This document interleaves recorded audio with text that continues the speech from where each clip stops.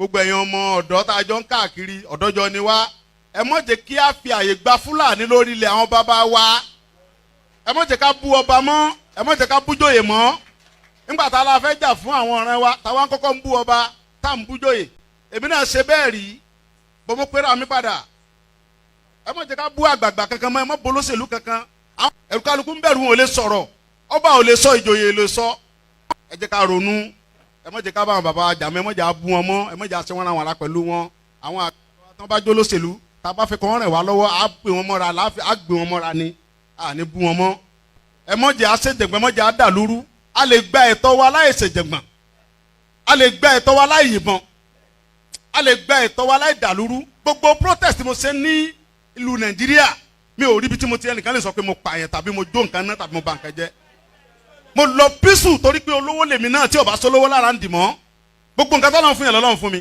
mi ṣe tálákà tó dé pé mo dìde fún jà Yorùbá big man ni mí àwọn tó jẹ́ ọ̀rẹ́ mi tó súnmọ́ mi tó ní owó ní kí ni mo wá lọ bẹ̀ pé sọ́wọ́ lè mi mò ń fẹ́ ni kí n sọ yìí tí mo fẹ́ mo ní ìsọ̀rọ̀ owó àní ọ̀rọ̀ ìran mi ni mò ń sọ kí n wọ gbowó kí n gbéra kí n pé mò ń lọ ọ̀dọ̀ ọba gbowó mò ń lọ ọ̀dọ̀ oníbodè òfin gbowó kí n kójó wọlé kọ́kàn mi balẹ̀ kí n dá wa mọ́tò kí n mọ́ rìn bọ̀ kí Fúlàní mọ́ da mi dúró títì kí n délé kí bàbá sọ pé kí n gbé tírélà sùn kí n mọ́ gbé lọ àwọn bàbá wo lè lóko mọ́ wọn ò lè lóńdò ẹ jẹ́ ká fọwọ́sowọ́pọ̀ ká ti àwọn bàbá wa lẹ́yìn ká dá security ti wa lẹ̀ ká sọ fún wọn kí wọ́n bá wa fọwọ́ tì í ká lé wọn kó nu oko wa ẹ ṣé mo dúpẹ́ Jésù Olúwa wa.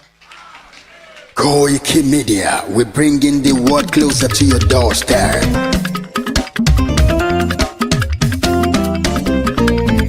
KOIKIMEDIA, KOIKIMEDIA, KOIKIMEDIA, we bringing the world closer to your doorstep. KOIKIMEDIA, KOIKIMEDIA, KOIKIMEDIA, we bringing the world closer to your doorstep. Àwọn sálára àgbà yìí dá, àwa ló láṣà àti èdè. Gbígbédè lárugẹ nílẹ̀ Oòduà o, àwa gangan ni bàbá.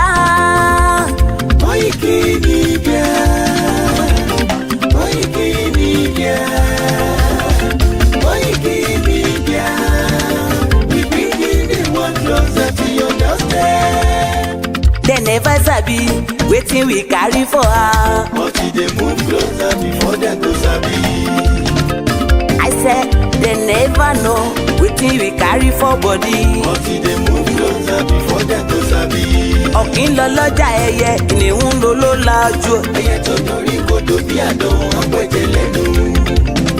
Ká ṣiṣẹ́ fún ilẹ̀ bàbá wa, ká ṣiṣẹ́ fún ìlú bàbá wa, ká jùmọ̀ sowọ́pọ̀ ká lè gbó dúdú àga. Òdúdú àkóbá lè gbé wá. Ọmọ Odùduwà ṣègìrì, ẹ dìde fún ẹ̀tọ́ adúláwọ̀, ká lè jọ jùmọ̀ gbé délẹ̀ ìlérí, ká wálé gba ògo ilẹ̀ wa, ká ṣiṣẹ́ ká lè jọ gbàdé, ká lè gbàdé adé adúláwọ̀, àwa ni mọ̀lẹ̀ tí yóò tàn káàkiri. Pé ọmọ Odùduwà ni wá. KOIKIMEDIA, àwa là ń gbé tó lárugẹ. Ètò tó pọ̀jù owó tí wàá máa ní. Kásá ẹgbẹ́ polówó ọjà wà kájé bùgbà yín jẹ. Ètò tó pọ̀jù owó tí wàá máa ní. À ń gbé tó lárugẹ, à ń gbàsà lárugẹ. Ètò tó pọ̀jù owó tí wàá máa ní. News and sports ẹ máa rí gbọ́. Ètò tó pọ̀jù owó tí wàá máa ní. Ọmọ Ìjẹ̀bú Alárẹ̀mí ló ní kí n máa ké tantan.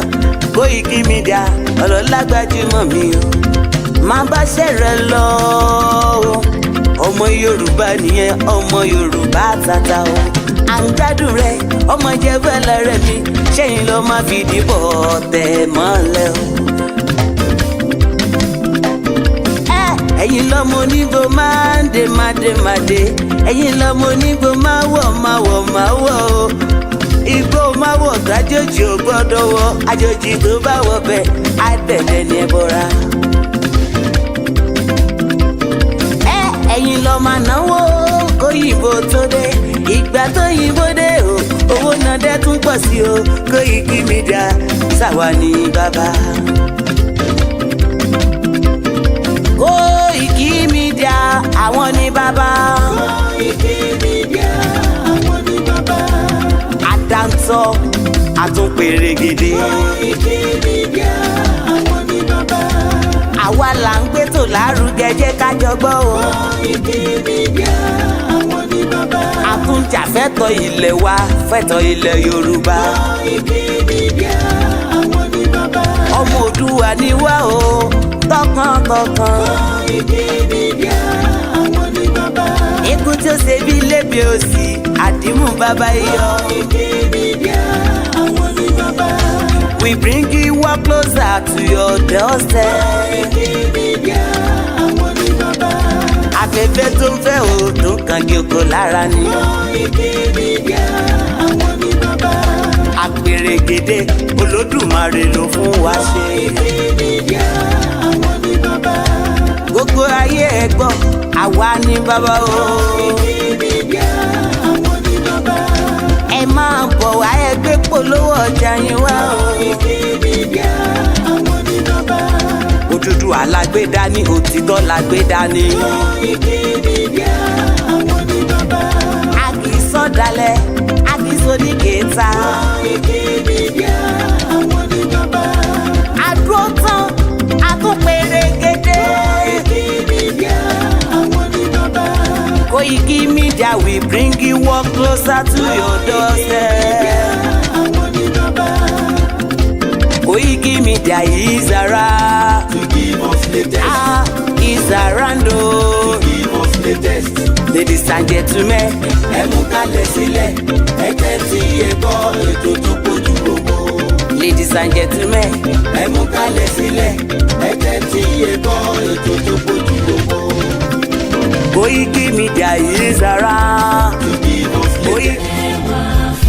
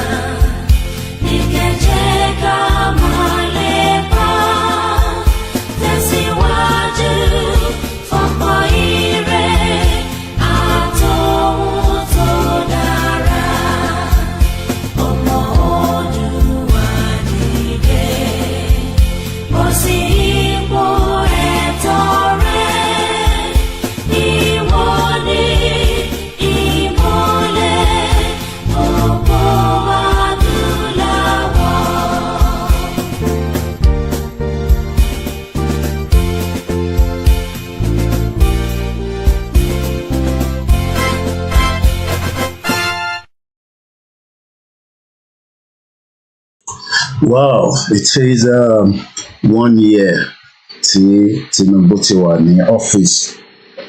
Exactly 29th of May 2024. A year ago, President Tinubu took the affairs from the evil monster Buhari to drive the failed Nigeria. We had a lot of version of Buhari, but I always say dead or alive, it doesn't make any difference.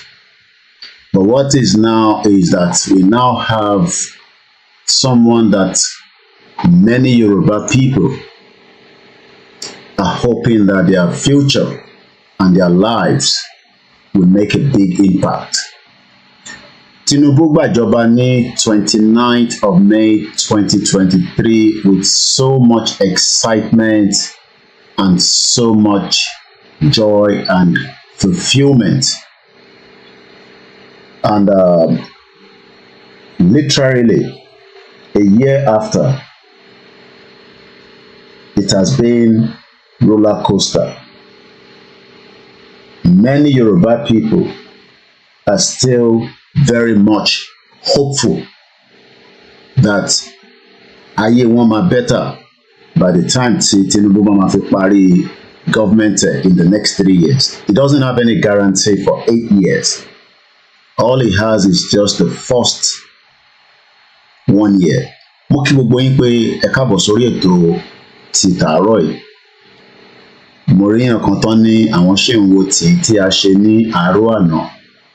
That is why it is called a 24 hours broadcast that can come up at any time. All you need to do is just follow the platform on all the platforms.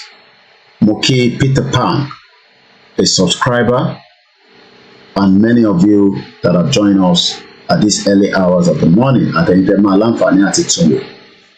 Moki Babawa, the leader and the very powerful leader that follows the vision of the late Jeremiah Awolowo.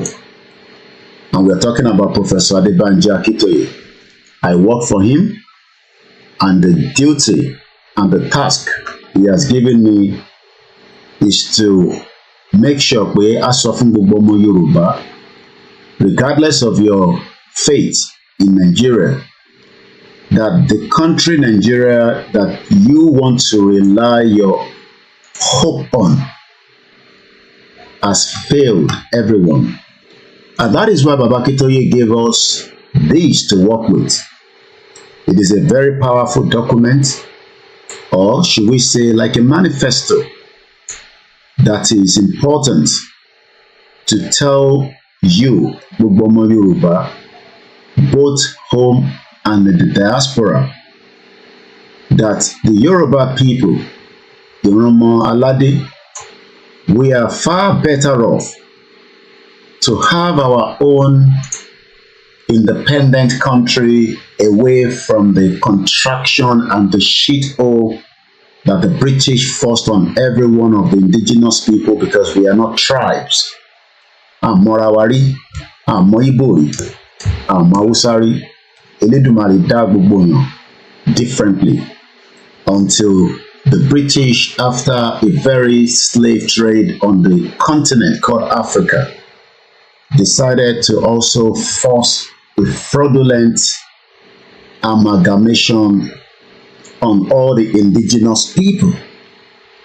And tá bá ń sọ̀rọ̀ nípa Baba Akintoye, he is the only one that single-handedly says that this union must now come to an end so that our future will be brighter, because you will never have a bright future in that crazy contraction that British amalgamated through the monster Lugard and the girlfriend Laura Shaw.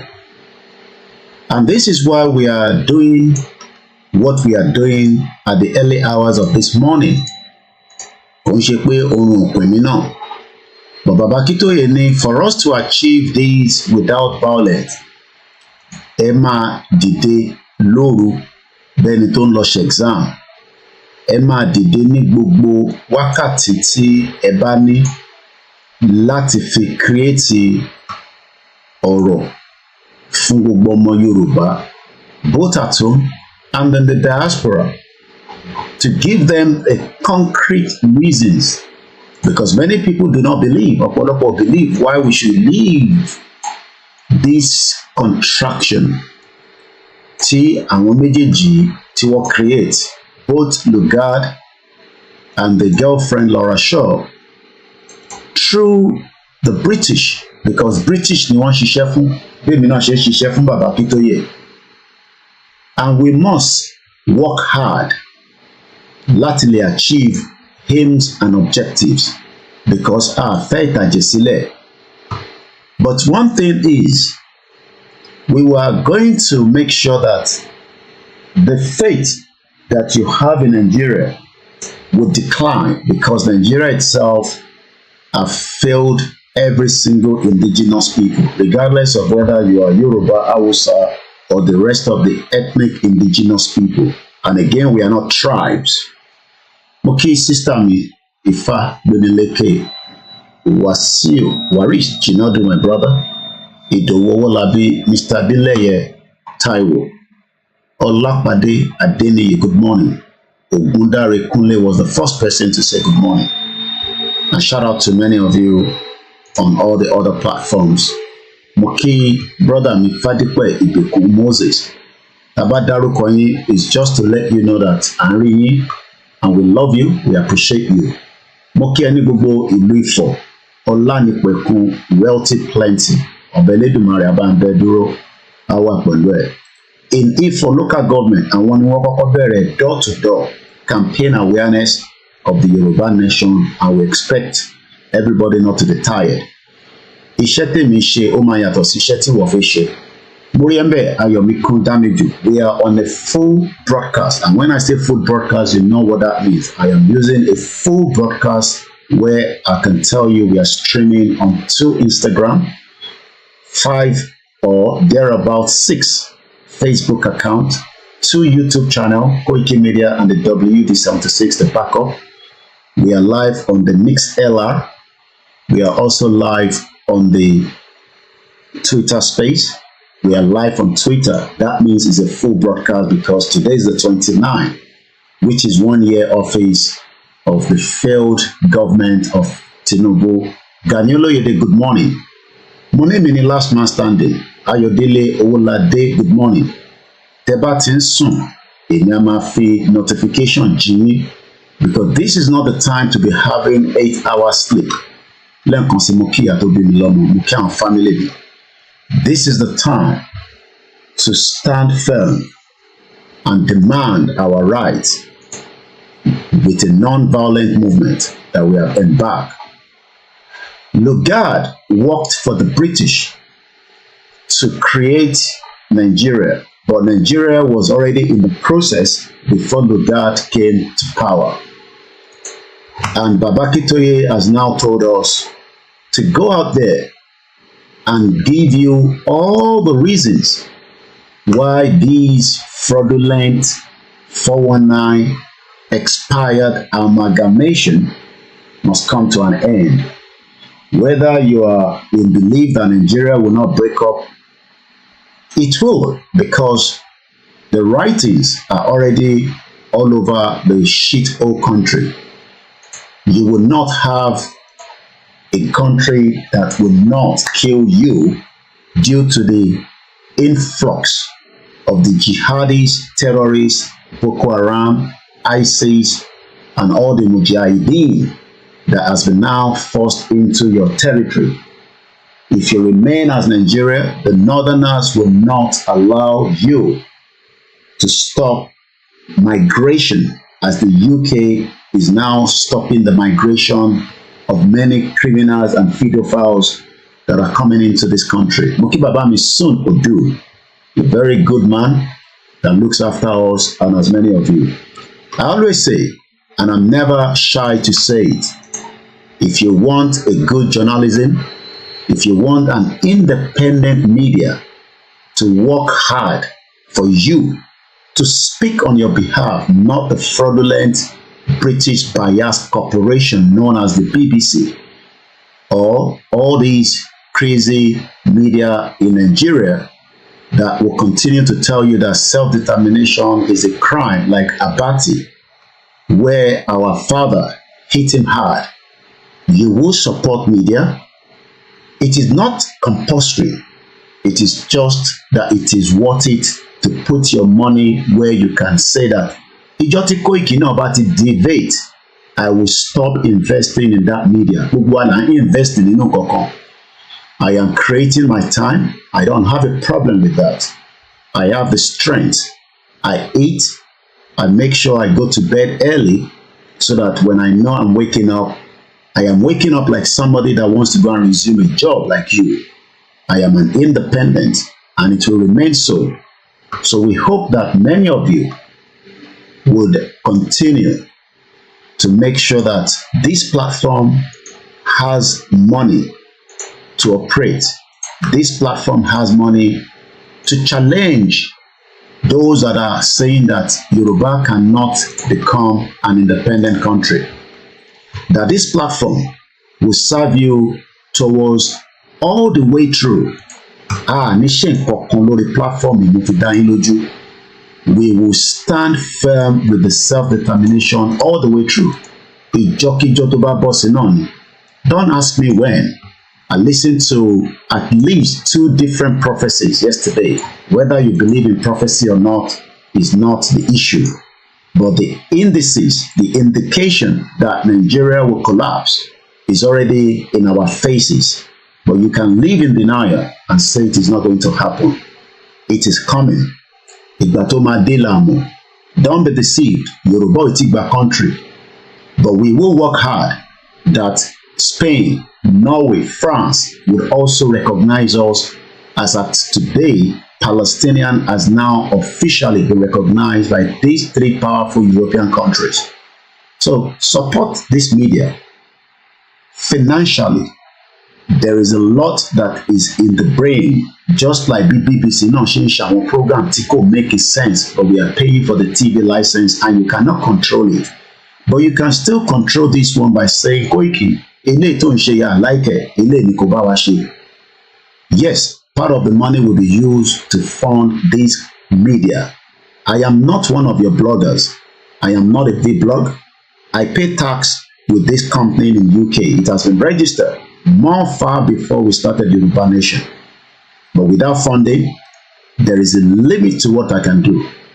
But if I have the fund, be rest assured that KOIKIMEDIA through their radio network in Kano, in Hausa, the technology is there. But without the funding, we cannot do it. And I say again, don't hesitate to continue to support us. Gbogbo ẹ̀yin tẹ́ wá ń support Ọba Elédùmarè kò ní jẹ́ kó tán, kò ní gbẹ níbẹ̀, because you are not just supporting this platform, you are also supporting millions of our people that have been kept in abject poverty deliberately by these APC crazy government. It is not just Tinubu that created the problem. The problem started from the fraudulent amalgamation that the British forced on us. And we will reverse it in Jesus' name. We will reverse it. Lágbára tí àwọn oníṣẹ̀ṣe ilẹ̀ Yorùbá, àwọn Orúmọlẹ́wà. We will reverse it, inshallah, because we are not part of this crazy amalgamation deliberation.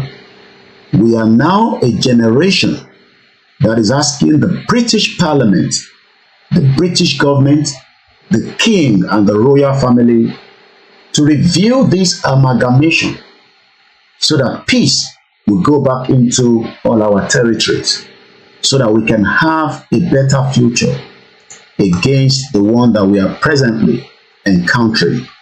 So we will continue again on the topic that we've started on Monday, and this topic goes all the way to Sunday. Every week I have many of these documents to treat. It is going to last as much as it can. Like I said, this platform remains focused without any deviation. It is the good news path to prosperity in our ORILEEDE Yoruba. With this topic, we will take all different analysis. We will take your calls. We will review it on different stand.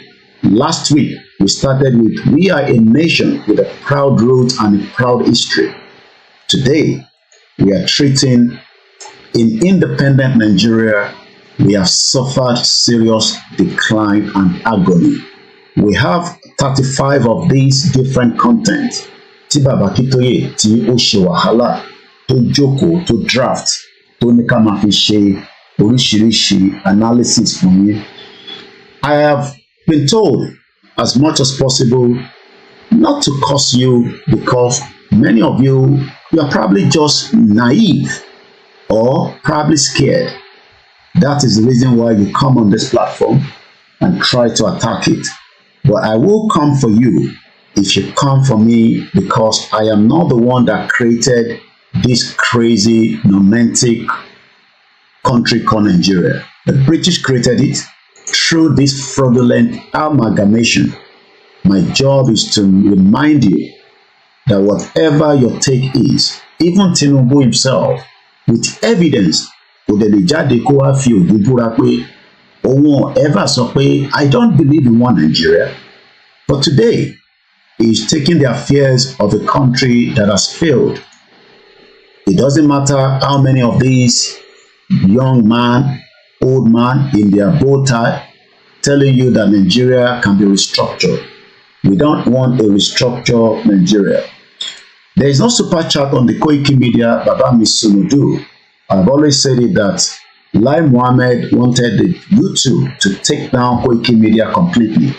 But Awala Jakara Lai Mohammed, because Lai Mohammed is gone, he thought he could damage this platform. But we fight it behind the scene. And that means the reason why you are still seeing KOIKIMEDIA on YouTube is because I don't live in Nigeria and Lai Mohammed failed. But if you want to support us with the super chat and all that, that is the reason why we have the backup channel, because we are streaming on 2 YouTube channels. So you can always do that. But with the KOIKIMEDIA, my monetization was removed. But that is not the issue. I can tell you that my numbers keep growing. The viewership is not reducing. And we are doing very well on all our platforms. The statistics shows it itself. And I'll be telling you that statistics before the end of the month, which I receive on a monthly basis. APC, this is a platform that looks into your comments. We'll talk about it. So keep the comment coming flowing. And like I always say, we also open the phone line at some point so that you can also engage with us. I will be reviewing again Ibitatimbo, Ibitanlo. Let's start with the APC that many Yoruba people were so super excited that Tinubu is going to give them joy and peace. It is coming brighter from London at 5 a.m. Iletimo Bigati Atiwani 7 a.m. We are running the same time with Nigeria, or we can say running the same time with Yoruba land. Yoruba is not yet a country, but we are pushing to make sure that the country will pull out of this messed up that UK forced on us. Aki gbogbo àwọn ọba wa pé wọ́n kú iṣẹ́ takuntakun, wọ́n dẹ̀ gbọ́dọ̀ jẹ́ kó sú wọn, wọ́n dẹ̀ gbọ́dọ̀ jẹ́ kó rẹ̀ wọ́n, wọ́n kí wọn pé wọ́n kú akíkanjú tí wọ́n fi ń ṣe gbogbo tí àwa náà lè máa fi sọ pé inú wa ti ń dùn bá ṣe ń rí àwọn ọba wa tí wọ́n ń dá sí ìrìn àjò yìí. Mo kí bàbá wa the Bariga Jagunmolu 3 tí wọ́n lọ sí ìlú Èkìtì láìpẹ́ láti lọ yọjú sí àwọn tí Èkìtì. Mo kí ọba Adó Ìwòyí Èkìtì. Mo kí bàbá mi ọba Jagunmolu 3rd. Àwọn náà wọ́n kúṣẹ́ takuntakun. Wọ́n lọ bẹ́ẹ̀ mú kí gbogbo àwọn ọba orí aládé títí dé bàbá wa ọba ti ìlú Ìgbòho. Yoruba nation kò ń ṣe iṣẹ́ èèyàn kan. It is a multitask. Everybody has a role. Àwọn kan máa ṣe little. Àwọn kan máa ṣe big. But wọ́n ní àgbájọwọ́ òun la fi ń ṣe kíni, la fi ń jẹ́ kó dòdìndì. Ẹ má jẹ́ kó rẹ̀yìn. Ẹ má jẹ́ kó rẹ̀wẹ̀sì sí yín lọ́kàn.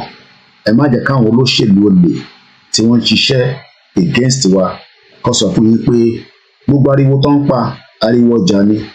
Tásìkò bá tó fùrọ̀ máa là. Gbogbo ọmọ Yorùbá máa jí nígbà tá a bá bẹ̀rẹ̀ sí í ṣe ọ̀pọ̀lọpọ̀ àlàyé. Ẹ má wá gbàgbé pé nínú oṣù tí ó fẹ́ tán yìí gbogbo wa ti dá májẹ̀mú, àdá májẹ̀mú kú. Májẹ̀mú kí la dá ni pé ní oṣooṣù ọ̀rànmíyàn 10 tó ní ká máa dá láti fi sọ̀pọ́tì ìrìn àjò yìí. Wọn ò ní kẹ́ dá fún mídíà kankan, wọn ò ní kẹ́ dá fún individual. Kò kí ń ṣe àkáǹtì èèyàn lẹ́ máa dá sí. Is going to be paid into the YSDN fẹ̀yìntì ẹ wà ní ìlú òyìnbó. All you have to do is to go to the let's start with this. I'll mute my mic. The welfare of millions of people for generations to come may be affected by the wisdom which we here display. with Nigerian leaders and our British partners are to prove themselves worthy of their trust. Now is the time for us solemnly and truly to dedicate ourselves to seeking the greatest good of the greatest number of our people in Nigeria.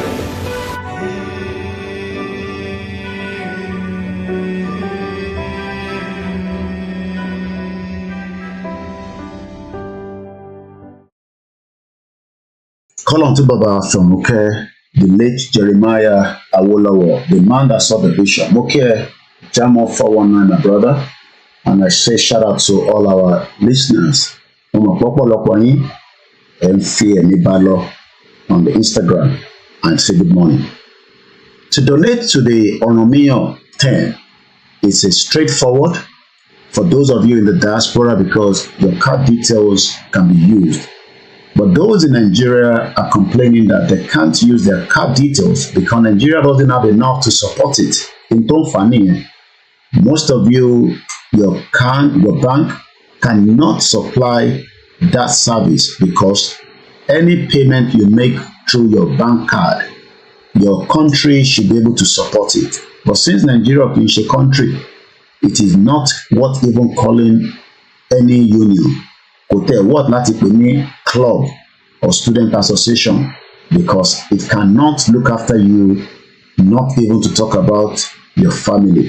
But many of you have been told lies just like we were told. So when you come to the ysdm.org, you go straight to the donation, you click on the subscription, and then you register, and that allows you to make payment. See Onomio Mewa.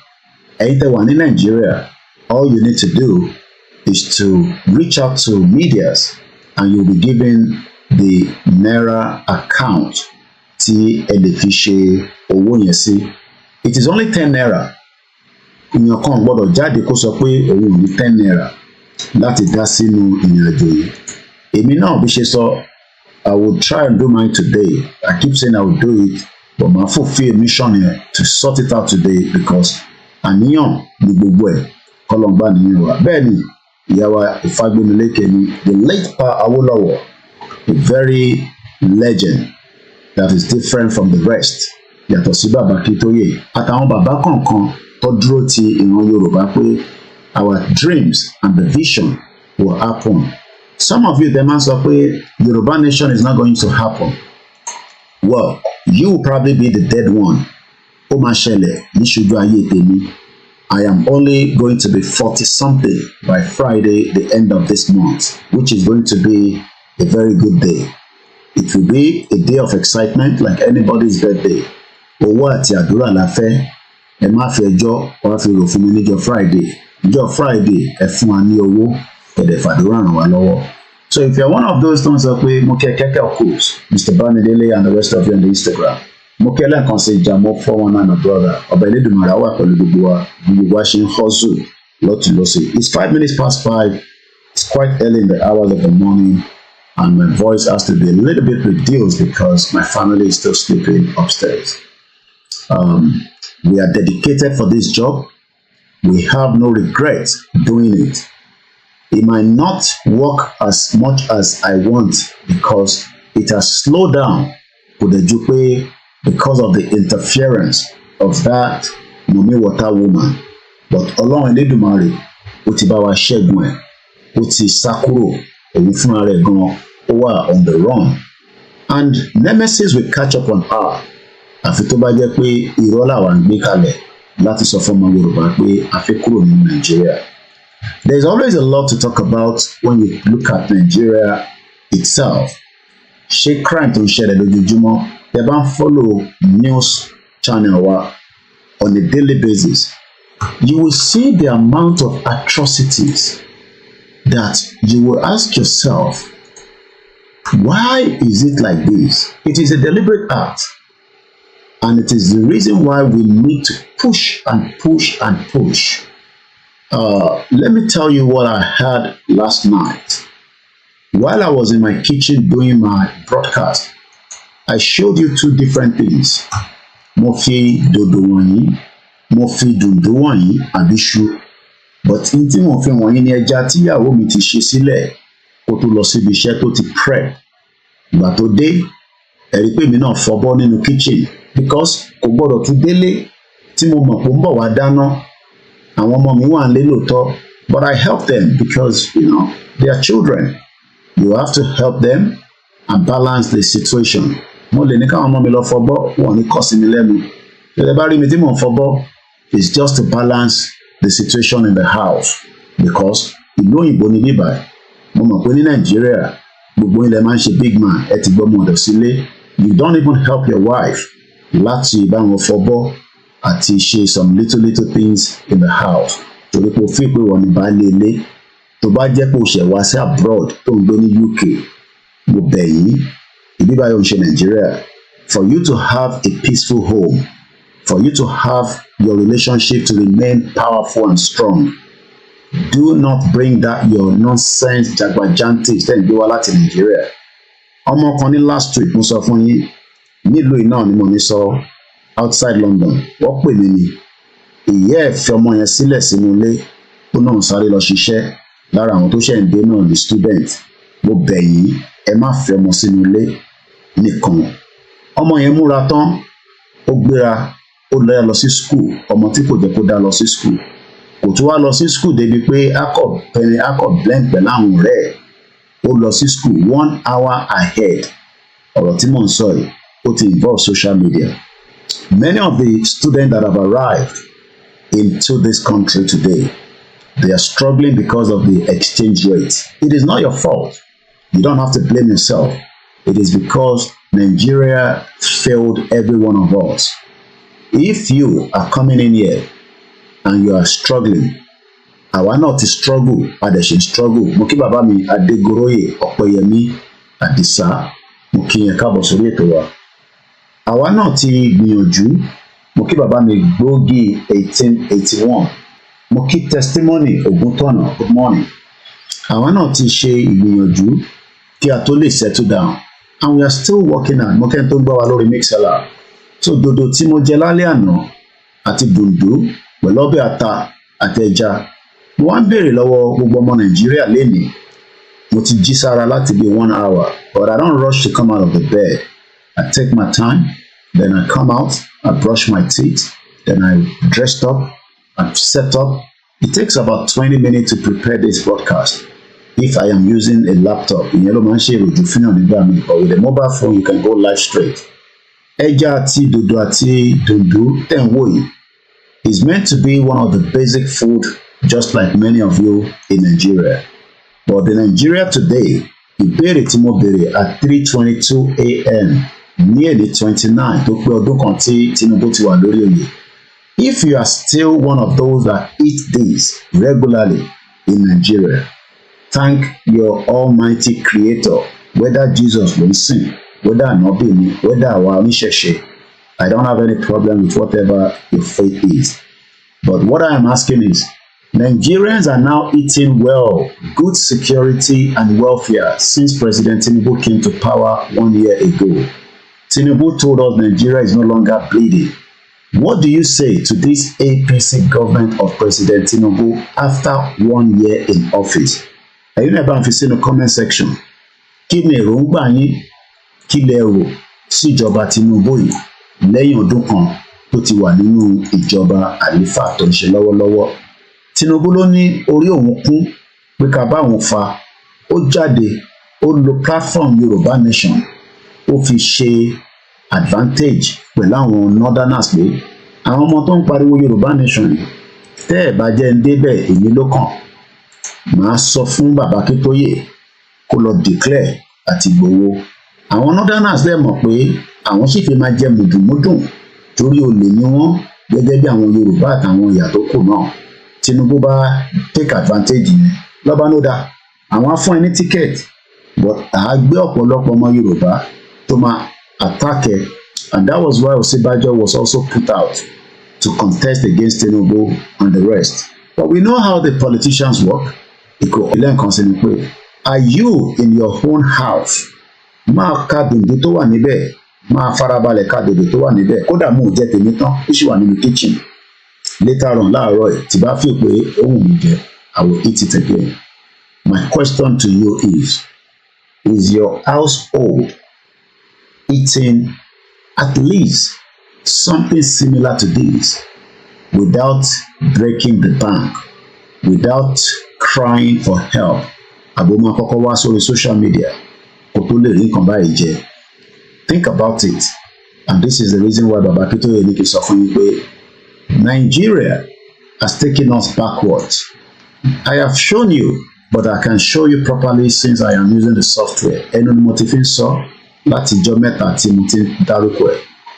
Now, lákọ̀ọ́kọ́, ẹ jẹ́ n fi fídíò ìsọnù wọ̀nyí. This is the damage that the British have done to us. Tó wá di pé kábíyèsí ilẹ̀ Yorùbá ó ń kúnlẹ̀ fún olórí burúkú Dàpọ̀ Abíọ́dún tí kò dẹ̀ sọ fún kábíyèsí pé tẹ bá tẹ̀ ń ṣe bẹ́ẹ̀ tẹ bá wá ké mi nínú ilé ẹ ti gbàgbé pé ta la wà, kábíyèsí ẹ má tún kneel down fún mi. This is the damage that the British have done in our life. Ẹ jẹ́ ká tún wo fídíò yẹn lẹ́ẹ̀kan sí. Ṣe rí kábíyèsí tó kúnlẹ̀ sẹ́gbẹ̀ẹ́ Dàpọ̀ Abíọ́dún nígbà tí wọ́n jọ wà ní secondary school. Tó bá tẹ̀ ju kábíyèsí lọ, kí la ṣe ń pe kábíyèsí? Ìjọ tíyàn bá ti di ọba, ó ti di gbogbo tí gbogbo èèyàn máa bọ̀wọ̀ fún. But àwọn gọ́vnà olè olórí burúkú tó ń dé fìdáwó lọ́wọ́ káàkiri. These are the damages of this contraction táwọn British create by making sure that all our kábíyèsí does not have what it takes to be respected. And as you can see in this video, the king kneeling down next to a governor that is only there for another 3 years because eléyìí tí Tinubu pé ọdún mẹ́ta péré ló ní bó ṣe máa wògò káàkiri bí àwọn tó ń mu cocaine because I don't know why they put on glasses because wọ́n bá ti fagbó nínú ilé wọ́n wá cover ojú wọn.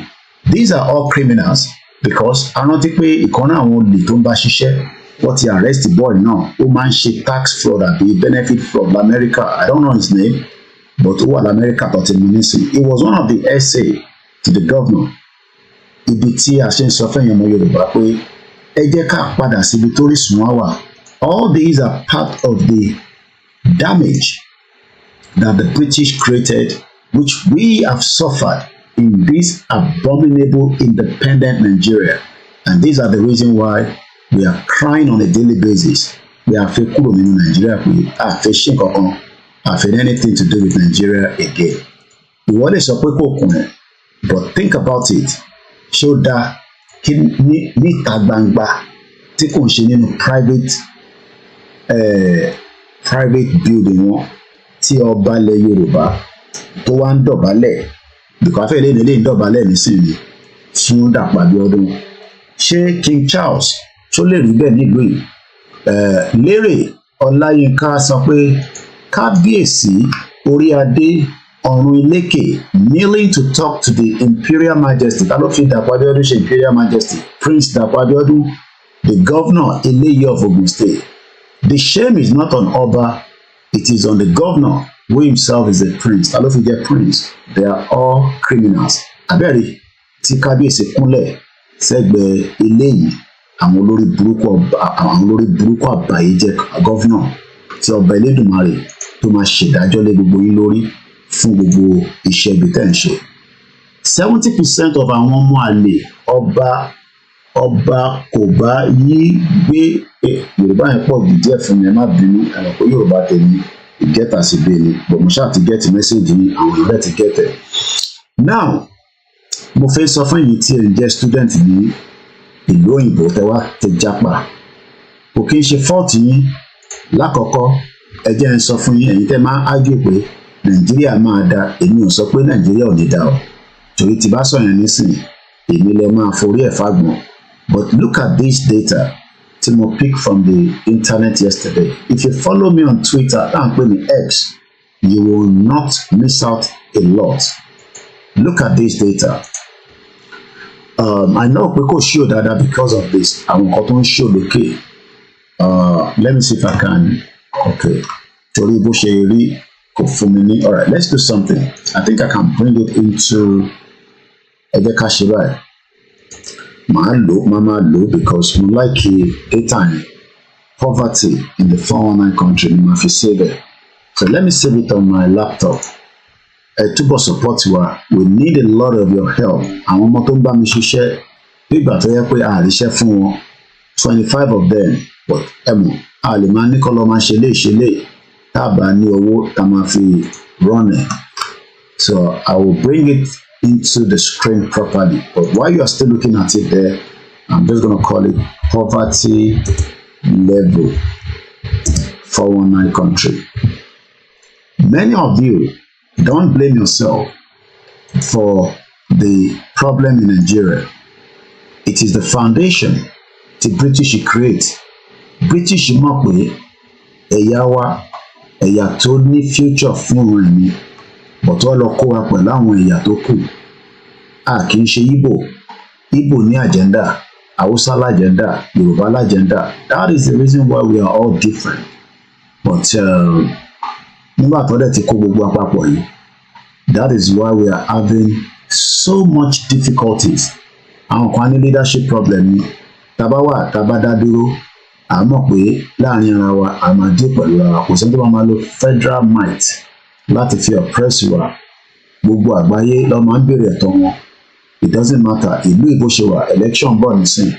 After the 14 years of this conservative tó ti fi àjẹ gbogbo wa, ẹ má bínú ní tí wọ́n save ni mo tún wá báyìí. Kí ni mo fi save ẹ̀kẹ́? Mo kí gbogbo wa lẹ́ẹ̀kan sí i. Mo kí gbogbo wa pé a kú oríire lọ́tún lósì pé Ọlọ́run tẹ̀ gbé gbogbo wa dìde ní wákàtí. Ẹ kò imagine tó bá jẹ́ pé a jáde ní wákàtí òkè òmìnira.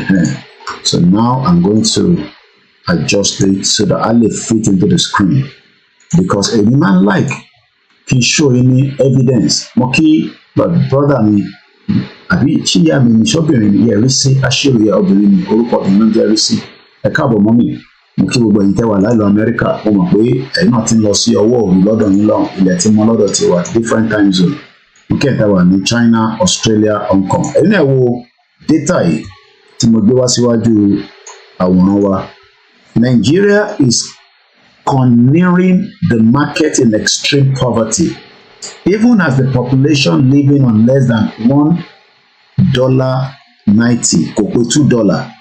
I'm sure that has reduced drastically due to the inflation. Mo sọ pé kò ń ṣe fọ́tẹ̀, má bínú sí rẹ̀ ju bó ṣe yẹ lọ.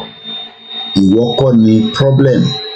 Nàìjíríà ló kó bá rẹ̀ tí gbogbo wa fi ń jìyà lẹ́nu.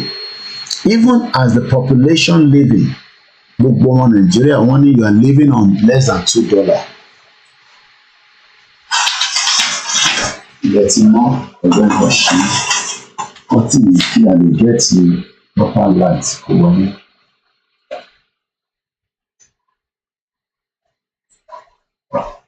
At least reflection yẹn dá nísìn. Mo kí gbogbo yín lẹ́ẹ̀kan sí i tẹ́ ń wọlé ní méjì mẹ́ta. Tẹ́ bá mi pín, ìyẹn ló máa pè mí. Ẹ bá mi pín. Ẹ ṣé gan-an mo kí gbogbo wa. Orúkọ tèmi náà ń pè náà Láyọ̀mí Koiki. Bloomberg ló gbé rìpọ́ọ̀tì jáde. Ẹ̀yin náà wo data yẹn.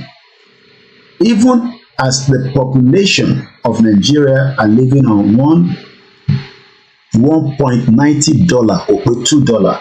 Tàbádẹ̀ lọ wo kí ni exchange rate láàárọ̀ yìí. Kátẹ̀ mú lọ sí ẹ̀jẹ̀ ìlànà calculator mi jáde. Let's even say the dollar is 1,005. Kákọ̀ kápẹ̀ sí 1,005 times 1.90. So that means pé according to the data, tó o bá ti lè máa jẹun 2,850 naira on a daily basis, you are also capped into an abject poverty. Mo kí Abiodun Gafar káàbọ̀ sórí ètò brother mi. Mo kí gbogbo ẹ̀yin èèyàn wa. Ẹ pín ètò yẹn, ẹ jẹ́ kó wọ gbogbo ibi tó yẹ kó lọ ní inú space, because tó bá ń dúró pé BBC Yorùbá ló máa ṣe irú iṣẹ́ tí mò ń ṣe yìí, wàá dúró pẹ́pẹ́ o. Tó bá ń dúró pé Channels Television, Arise, NTA àtàwọn bẹ́ẹ̀ bẹ́ẹ̀ lọ, they are not gonna do it. Kàkà bẹ́ẹ̀, they are working against what we are doing. Àwa la lè jọ ṣe, èmi, ìwọ àtàwọn mọ̀lẹ́bí ẹ̀. Don't expect too much. Mo kí brother mi àwọn security ìlú nìyẹn security ìlú yìí ó ní training tó máa fún wọn kò dàbí ti zoo country tí máa fi wọ̀nyí nísìn mo kí brother mi Peter Ọládélé ẹ káàbọ̀ sórí ètò now gbogbo àti rí data yàbí now let's come back out and come here ṣètúrẹ́lẹ̀ tí mo máa ń kà fún yín láti ìjọ mẹ́ta petrol ó lọ láti 238.11 ó ti lọ sí 701 food inflation ẹ rántí pé mo tẹ̀ sí yín lójú lẹ́ǹkan ń bọ̀ ẹgbẹ́ lọ gbé jáde fún mi máa gbé oúnjẹ yẹn sẹ́gbẹ̀ẹ́ pé mo fẹ́ kẹ́ rí oúnjẹ tí mo jẹ lálẹ́ àná tíwọ náà bá ti ń jẹrú ẹ̀ ìwọ àti Tinubu wà níjọba ó ní láti wà stress ààrẹ sọ fún mi pé Koiki shut up èmi náà ń gbádùn ayé mi ní bíbá but tí gbogbo ọmọ Yorùbá ló ń gbádùn ayé ẹ̀ so now tí mo fi sọ̀rọ̀ nípa food inflation ẹ jẹ́ n fi oúnjẹ tí mo jẹ yẹn that's the beauty of the software if you can do multiple tasks ó yàtọ̀ sí mobile phone so mo máa fi oúnjẹ yẹn máa gbé sẹ́gbẹ̀ẹ́ ẹ̀gbẹ́ data yìí so that kí lè máa fi lá yín lójú torí pé à ń sọ fún yín pé o ò lè gbádùn ayé torí Nàìjíríà ìlú òfò ni Bámidélé lè káàárọ̀ mú kí ẹ̀yin fẹ́ máa kí àsùbà ẹ rántí pé tẹ́ bá ti ń parí àsùbà ẹ máa jókòó 3 minutes ẹ sọ fọ́lọ́run nínú àdúrà yín pé kó tú wa sílẹ̀ nínú ìdì tí wọ́n kó wa sí because Nigeria is locked in the spiritual realm ṣe ti rí nísìn pé ó level dáadáa ṣe láìkẹ́ ẹgbẹ́ ṣe ń rí bẹ́ẹ̀ yẹn bí ṣe máa ṣe fún yín nìyẹn tí wọn náà bá ń gbádùn báyìí nípa food inflation níbi tílẹ̀ mọ́dé láàárọ̀ yìí tí wọ́n ń fìyà jẹ mẹ̀kúnnù tí wọn ò ní làákàyè pé many Yoruba people ìdí tí bàbá Akíntóyè ẹgbẹ́ tó gbé à ń lo multiple task láàárọ̀ yìí so tí bá wá báyìí again tí bá gbélé wá báyìí ìdí tí bàbá Akíntóyè máa yọ ilé kúrò tọ́ṣe ní Koiki bá ń lọ sọ fún àwọn ọmọ Yorùbá pé nínú Nàìjíríà we Yoruba àwa ìran ọmọ aládé we have suffered abominably in the independent Nigeria àti sọ meaning abominably yẹn lánàá àtúnlẹ̀ lólè ní kò mátà and have decided to exit Nigeria kí la ṣe fẹ́ exit so that we can have a future because right now arákùnrin kan ń bọ̀ ẹ̀jẹ̀ ṣì kíkó ẹ̀jẹ̀ sáré lọ sórí Instagram mi arákùnrin kan náà lọ́lé Linda Ìkejì ló post ẹ̀ sórí blog ẹ̀ ó ní ẹ̀yin tẹ́ wà ní diaspora ẹ bá wa máa tọ́jú àwọn èèyàn ní nílé because àwọn èèyàn suffer èmi kọ́ ni mo sọ màá fi post yẹn wọ̀nyí that is if I can still see because sometimes òlélẹ̀ ẹ jẹ́ ká jọ lọ wo post yẹn ẹ jẹ́ ká yọ ilé tí à ń lò lọ́wọ́lọ́wọ́ yìí ẹ̀yin tẹ́ wà ń lé tí ọ̀rọ̀ tá à ń sọ yìí tó bá ń dàbí ẹ̀fẹ̀ kò ń ṣẹ̀fẹ̀ ohun tó ń mú àwa nígbà àyà tó ń dùn wá lọ́kàn pé kò jẹ́ kí a máa jẹ wá bí a ṣe ń jẹ wá yìí now ní tí mo fẹ́ fi wọ̀n wá yìí mo ń bọ̀ mo adjust ẹ mọ̀ pé mo fẹ́ adjust ẹ̀ kí tó post ẹ̀ wá sínú you can always prepare it before you send it that's the beauty of this job so now ẹ̀wọ̀n tárákùnrin yìí kọ síbẹ̀ ó ní I just got back from Nigeria yesterday my people ẹ̀yin èèyàn mi things are extremely bad níbi tó bá ti ń lo extreme meaning of extreme tó ti bàjẹ́ tó ti rotten tí kò ṣe máa fi ṣàpèjúwe kí ló dé ń fa gbogbo kìíní kò ju ibi tí wọ́n ti fìyà àti ìṣẹ́ wọ́n ti kó sí wa nígbà àyà níbi tí wọ́n ń pè ní ìlú òfò ìlú àdánù ìlú burúkú arákùnrin ní I kept asking òun béèrè pé how are you guys surviving báwo lẹ ṣe ń survive ẹ wá ní kò ní ritualist Ogun State ọmọ Ogun State ni mí tọ́ba níbi tó ti ń fìyàn jẹ tó ń fìyàn ṣe sójú Ogun State ní lọ́wọ́lọ́wọ́ yìí mo bẹ̀ yẹn ìyá wa èyí tẹ níyàn lógún state ẹ bá wa máa sọ fáwọn ọmọ yẹn kó ṣe sùúrù díẹ̀ tó bá níbi tó ti ń fìyàn ṣẹṣó lọ́wọ́lọ́wọ́ nílẹ̀ Yorùbá Ogun State ní number 1 ritualist tó ń bẹ níbẹ̀ pẹ̀lú àwọn tó ní wọ́n ń ta drugs wọ́n ní àwọn ọmọ Igbo yẹn ti wà lógún state I can say that categorically kò ní pé mo bá àwọn ọmọ Igbo jà wọ́n náà ti flood gbogbo Ogun State pẹ̀lú drugs we are in danger tá a bá tètè we are all going to be consumed a máa wà consumed mo sọ fún yín mo bẹ̀ Ọlọ́run kó jọ kó yọ wá kúrò nínú wàhálà tá a wà náà ó wá ní abeg do your best to support family and friends back home if you can mo wá béèrè pé ṣáwa gan ní sí ṣáà ti wà láti get ṣé ẹni tó wá kàwé nísìn tó ṣì ń wá wo school ṣáà lè support the family yes àwa náà ta ti wà ní bíbá tó tọ́jọ́ mẹ́ta àwa náà ní àwa náà ti ní family ní bíbá ní responsibility lóòótọ́ ìlú yìí ní standard but tó bá fẹ́ make sure pé live to the standard tó máa jẹ dòdò àti iṣu tí yẹn rí you will also have to work hard. lẹ́ẹ̀kan sí arákùnrin ni I just got back from Nigeria yesterday bóun ṣe dé padà lánàá ni ó ní things are extremely bad kí ló dé fa gbogbo ìdààmú àti wàhálà yìí kò ju èyí tí wọ́n pè ní olórí burúkú 1914 amalgamation of four tọlọkọ wá sínú ẹ̀ èyí ló fa gbogbo wàhálà ìdààmú tí ọmọ Yorùbá wà nínú ẹ̀ lẹ́yìn because tí kò bá sí 1914 amalgamation tó bá jẹ́ pé wọ́n fi wá sílẹ̀ gẹ́gẹ́ bí wọ́n ṣe bá wa tí wọ́n jí wa gbé tó ṣe gbogbo jàǹbá fún wa a ní fèsì gbogbo wàhálà àti ìdààmú tá a wà.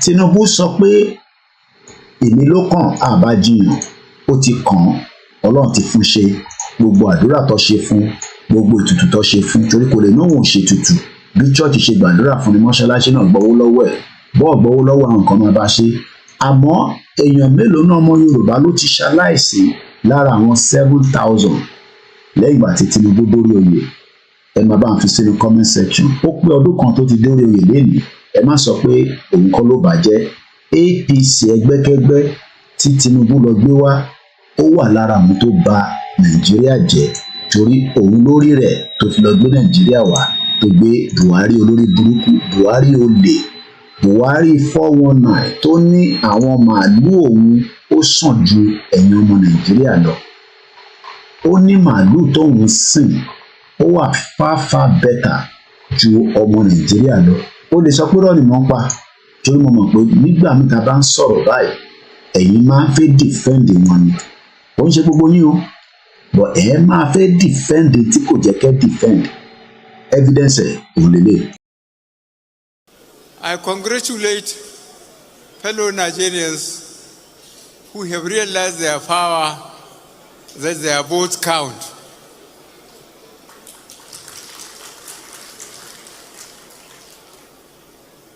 I'm looking forward to tomorrow to fly to my base and go back to my cows and sheep.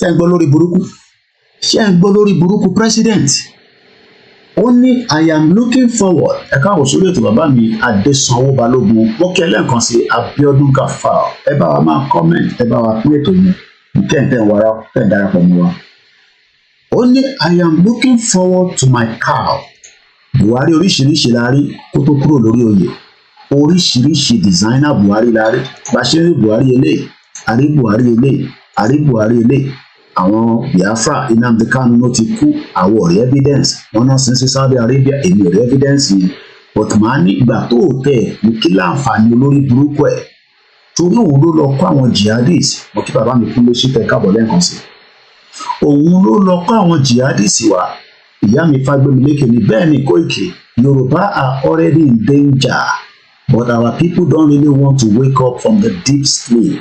They would rather be hyping their celebrities on social media. Lánàá mídíà méjì ló ń làmẹ́ǹtì gidi pé ẹ support ká lè fi oríṣiríṣi ká kó àwọn nǹkan jáde ká lọ fi ṣe investigative journalism were expensive. Abiodun Gafar sọ pé a lot of our people in the country they are still believing in Nigeria. Well, it's entirely up to them. Let them believe in one Nigeria. But Buhari olórí burúkú sí bàbá ẹja gbọ́n tó sọ tán. Designer Buhari oríṣiríṣi la rí kó tó lọ. Ẹja gbọ́n tó sọ tán. Ẹja mi ó ti máa ń kì í mọ́lẹ̀. Mo kí wa lẹ́ẹ̀kan sí ẹ káàárọ̀. Life lẹ́ ń wò lọ́wọ́lọ́wọ́. Bí ẹ bá fẹ́ lọ sùn ní tẹ́wà ní òkè ọya lọ́hùn, ẹ ní right láti lọ sùn. Ẹ̀yin tẹ́ ṣe wà pẹ̀lú wa. Ẹ káàbọ̀ sórí ètò. Mo kí gbogbo ọmọ Yorùbá ní gbogbo ibi tẹ́ bá wà. Ẹni tó ní ọmọ Nàìjíríà lòun náà mo kí ẹ ṣáà máa tẹ́tí máa fojú wo dòdò yẹn máa fojú gbé kúrò lórí screen kó fi àwọn ẹ̀ kó fi gbé wọnú ilé ẹ̀ tí wọn náà bá ti ń gbádùn báyìí that means pé ayé tiẹ̀ ti bẹ́tà nínú Nàìjíríà but àwọn èèyàn wa tó kù wọ́n ní Koiki àwọn ọ̀rí tó gbé sórí screen àwọn ọ̀rí jẹ dòdò ata òun ẹ̀ tó ń ta tòmátò nísìn wọ́n ní àpẹẹrẹ tòmátò 150,000 atarodo gbogbo ẹ̀ tí wọ́n ẹja ń bẹ l'Ondo state àárín kankan fi ṣe àtún import ẹ̀ wọlé ni ẹja gbọ́n tí ṣé bàbá sọ olórí burúkú Ọládipúpọ̀ s Babátúndé mo kí wọ́n ní Koiki our people are gullible wọ́n láìkò òtítọ́ gbogbo tó ń sọ yìí òtítọ́ níbọ̀ àwọn èèyàn wọ́n láìkò òtítọ́ ẹ jẹ́ kémi máa sọ ìjọ kan ẹ̀mí ni máa kó sí wọn nínú á jẹ́ kí wọ́n gbọ́n tí mò ń sọ ẹja mi ò ti má kiri mọ́lẹ̀ lẹ́ẹ̀kan sí. Sheep to fly to my base and go back to my cows and sheep, which are much easier to control than fellow Nigerians. But I have to reduce their number because I cannot save enough to buy them feeds. Your Excellencies, heads of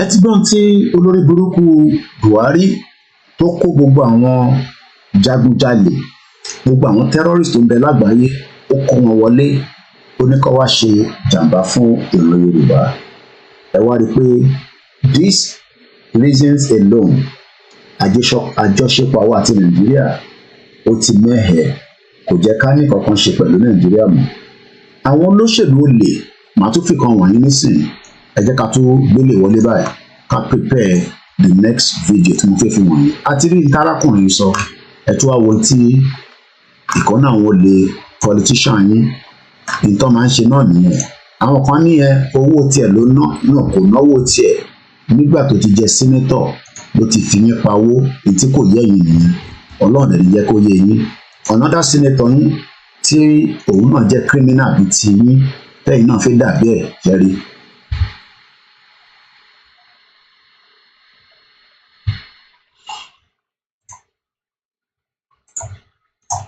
Ṣẹ̀ríran these are what many Yoruba people know tí wọ́n ṣe fẹ́ kúrò ní Nàìjíríà àwọn náà ń gbàdúrà àwọn bíi Dayo Israel àwọn bíi influencers yín tó máa fún ní $500 $1,000 àwọn náà fẹ́ dàbí àwọn criminal bíi Dino Malaye àwọn kan ní ó ti lówó tẹ́lẹ̀ rí náà gbogbo wa la mọ̀ ẹni tó lówó tẹ́lẹ̀ rí ẹni tó lówó tẹ́lẹ̀ rí inú politics tó ti ṣe kódà bó ṣọdún kan nínú senator constituency project ó léye tó ń gbé fún wọn ó dẹ̀ léye tóun náà máa yọ nínú ẹ̀ ó léye percentage tó máa gbà kó tó pass budget because gbogbo àwọn tẹ̀ ń rí pátá mo kí ìyá mi olókà ayàtọ̀ máa ń wù mí ẹ káàbọ̀ sórí ètò sàlámù aleikum mo kí yín ṣé dáadáa ni ẹ jí mo kí ìyá mi àwọn ìyá lálùbáríkà Adéọlá Òsínlóye mo kí gbogbo àwọn mùsùlùmí tó ń bẹ ní United Kingdom mo kí gbogbo yín alásàlátù mo kí gbogbo yín kristẹni mo kí gbogbo àwọn oníṣẹ̀ṣe ní gbogbo ilé àti oko kẹrí dínà tẹ bá wà lọ sábẹ́ kọmẹǹtì dínà rí kan bó ṣe rí gbogbo alamọ bó ṣe rí kó tó di politician tí ẹ fi wà in this abject poverty òun lẹ ti rí yẹn ìdí tí bàbá Akíntóyè ṣe ní ṣé bá ṣe máa bá lọ lélẹ̀ ká máa live in denial this country is not working ẹ jẹ́ kí n tún padà sí graphs mo sọ fún yín pé continue láti máa sọ pé Koiki everything is fine in Nigeria ṣóòrí suspected kidnappers ẹ má máa dá wọn lóhùn there is nothing called kidnappers these are Fulani terrorists ló ń pààyàn kò ń ṣe IPOB ló ń pààyàn wọ́n mẹni tó ń pààyàn Nasarawa lélẹ̀ ṣáwọn IPOB náà ló lọ sí Nasarawa tó lọ pa máyìn ọpá no it is done by the Fulani jihadists gbogbo wọn dẹ̀ ló mọ àwọn tó ń ṣe gbogbo wọn ló mọ ẹni tó ń ṣe jàǹbá ẹ̀ because even the Katsina state government èyí tó sọ lélẹ̀ ẹ̀jẹ̀ àgbọ̀n tó sọ. Thank you so much, Your Excellency, for your time tonight. My question earlier is that are there political motivation for the rise of banditry in the the northwestern region of the country? Who are those that are backing or supporting or fueling banditry in the region?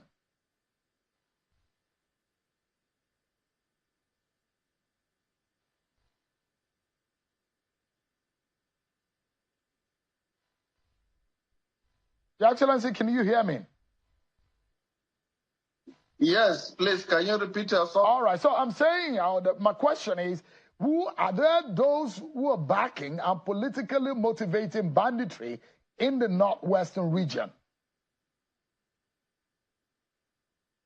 Thank you very much. There are so many insinuations as to what causes the banditry in our region, but to me, and to my understanding and from the little knowledge I have, being the governor of the state for almost a year now, I understand that the issue of the hypothesis behind political motives about banditry is not true. I think purely what causes banditry in our place, the root cause of it was injustice. There were a lot of injustices that were done on the planet, which causes this problem to spring over time. This thing has been with us for a very long time, and it has started small, and it has grown big now. And then there are some collaborators from the houses who are staying within the towns, who are serving as the providers of logistics to those bandits. But the issue of the hypothesis behind there is some foreigners involved, there are some people from the foreign land that are coming to inflict this thing on our people is purely a political statement by some people who just want to use that as a political goal to them. In the issue of security, then secondly, what also causes the recruitment under the logistics services for the bandit was as a result of poverty. Because surprisingly, with 2,000, 5,500 naira, you can be able to convince. Impediment to Yoruba development is the impediment to Odua development. Without Nigeria, we won't be where we are. 1962, we were far ahead of South Korea and North Korea. We were far ahead of China even. We had television before France. We had radio before South Africa. Now look at where we are today. I think it's a shame that even any Yoruba man can be talking about restructuring at this point in time. What are we restructuring? This country that is already shot to pieces? I don't think that's what we want. But they are always talking about giving Nigeria a chance. The patience of Yoruba with Nigeria has come to an end. But many people say that it hasn't come to an end, even though we can all see the evidence upon evidence of the poverty. Kódà àwọn ará oko yìí, àwọn farmers yìí, wọ́n kígbe bàbá, wọ́n ní olóyè Ìgbòho, àwọn ń bẹ̀ ni jọ̀ọ́ má jẹ́ kó pa wá tán, bá wa ṣe nǹkan kan. Ẹ wo arákùnrin tẹ́ ń rí tó pa sí Nasarawa ẹ̀ bó ṣe ń pa wọ́n ní Nasarawa ló ń pa wọ́n sísàlẹ̀. Mo kí brother mi Salami Gbenga, wọ́n ní good morning, kí ẹ káàárọ̀. Ìyá mi Ifágbémilékè ni, why are they using the word banditry instead of terrorism? Àbòsí bẹ́ẹ̀ ni Tinubu fúnra rẹ̀ gan kò tí change lórí ẹ̀. Ẹ jàjọ wo fídíò yìí. Mr. Koiki, where is this Yoruba man now? Which Yoruba? George Akinola, behind the scene ni iṣẹ́ ń lọ lẹ́yìn. Àwọn gbogbo wọn máa ń kọ́ wọn wá kọ́kọ́ wá sọ̀rọ̀ lẹ́ẹ̀kọ̀ọ̀kan ni iṣẹ́ ń lọ lẹ́yìn. George Akinola is still wọ́n ṣì wà pẹ̀lú bàbá Professor Akintoye the last month. If you go into too much details, but láwọn pàdé kan tí ó lọ ní last month, but ẹ̀mọ̀ gbogbo kankan la fi sọ lórí social media. Ẹ jẹ́ ká jọ gbọ́ eléyìí nígbà táwọn àgbẹ̀ wa tó kígbe síta pé olóyè Ìgbòho àjọ wàá ràn wá lọ́wọ́. Bídèmí Olúyọkó mo kí yín brọ́dà mi ẹ káàbọ̀ sórí ètò sàn. Finish ẹ kò sọ̀njẹ mọ́ àwa tó wà lóko kọ ìyá ló ń jẹ wá báyìí so àwa náà gan ti ń ra gàrí bá a bá kó ìwúrà sílẹ̀ àákó bó kóṣù sílẹ̀ àákó gbogbo nǹkan nínú oko kò sí nǹkan tí agbádùn ẹ̀ mọ́.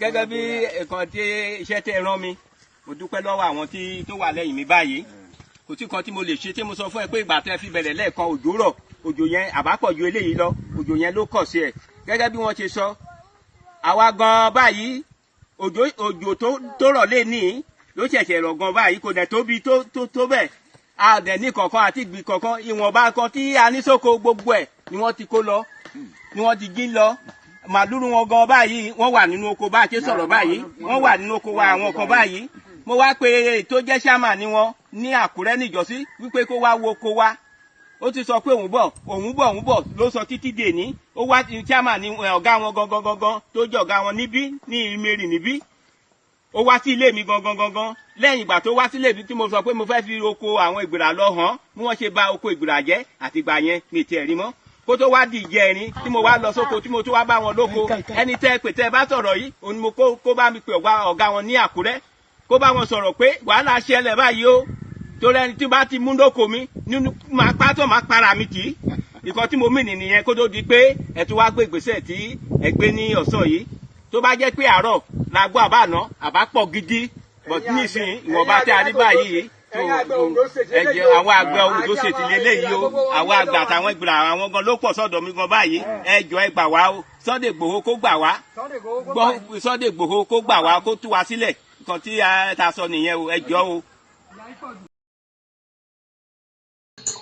Ẹ wo ìdààmú ẹ wo fìtínà mo kí brọ́dà mi Láre Lámínà ẹ káàbọ̀ sórí ètò bẹ́ẹ̀ ni ẹ ṣe gan ìyàwó Rúkàyà Ọmọwùmí mo kí gbogbo ẹ̀yin yan wa interactive platform ni keep the comment coming à ń kà á bó ṣe ń wọlé ní méjì mẹ́ta mo kí brọ́dà mi tó ti darapọ̀ mọ́ wa lórí Twitter space ọ̀pọ̀lọpọ̀ ọmọ Yorùbá ẹ̀ ń live in denial ẹ̀ ń ṣẹ́jú kúrò nǹkan sọ́ndà yẹn ìyàn tẹ́mi lọ́rùn jẹ́ lọ bọ́ síbi tó ti ń sọ̀rọ̀ ẹ̀pọ̀n àti oyè yín ọ̀rọ̀ àlùfàǹṣá èyí tó bá wọn olúkálukú ló lè ṣe lóòótọ́ àmọ́ à ń sọ̀rọ̀ nípa ìran wa ẹ̀gbọ́tọ̀ ní Sunday Igboho gbà wá o ẹni kí Sunday Igboho kó gbà wá ṣèbí tágbẹ̀ bá lọ sóko ló máa rí ẹja mú wálé ló máa rí òkété mú wálé ló máa gbin ata ló máa gbin tòmátò ló máa gbin ọ̀gẹ̀dẹ̀ ló máa gbin iṣu wọ́n wá gbin iṣu ọ̀hún tán àwọn ló burúkú kan wá dé wá sọ di kíni mò ń bọ̀ mo ti dé.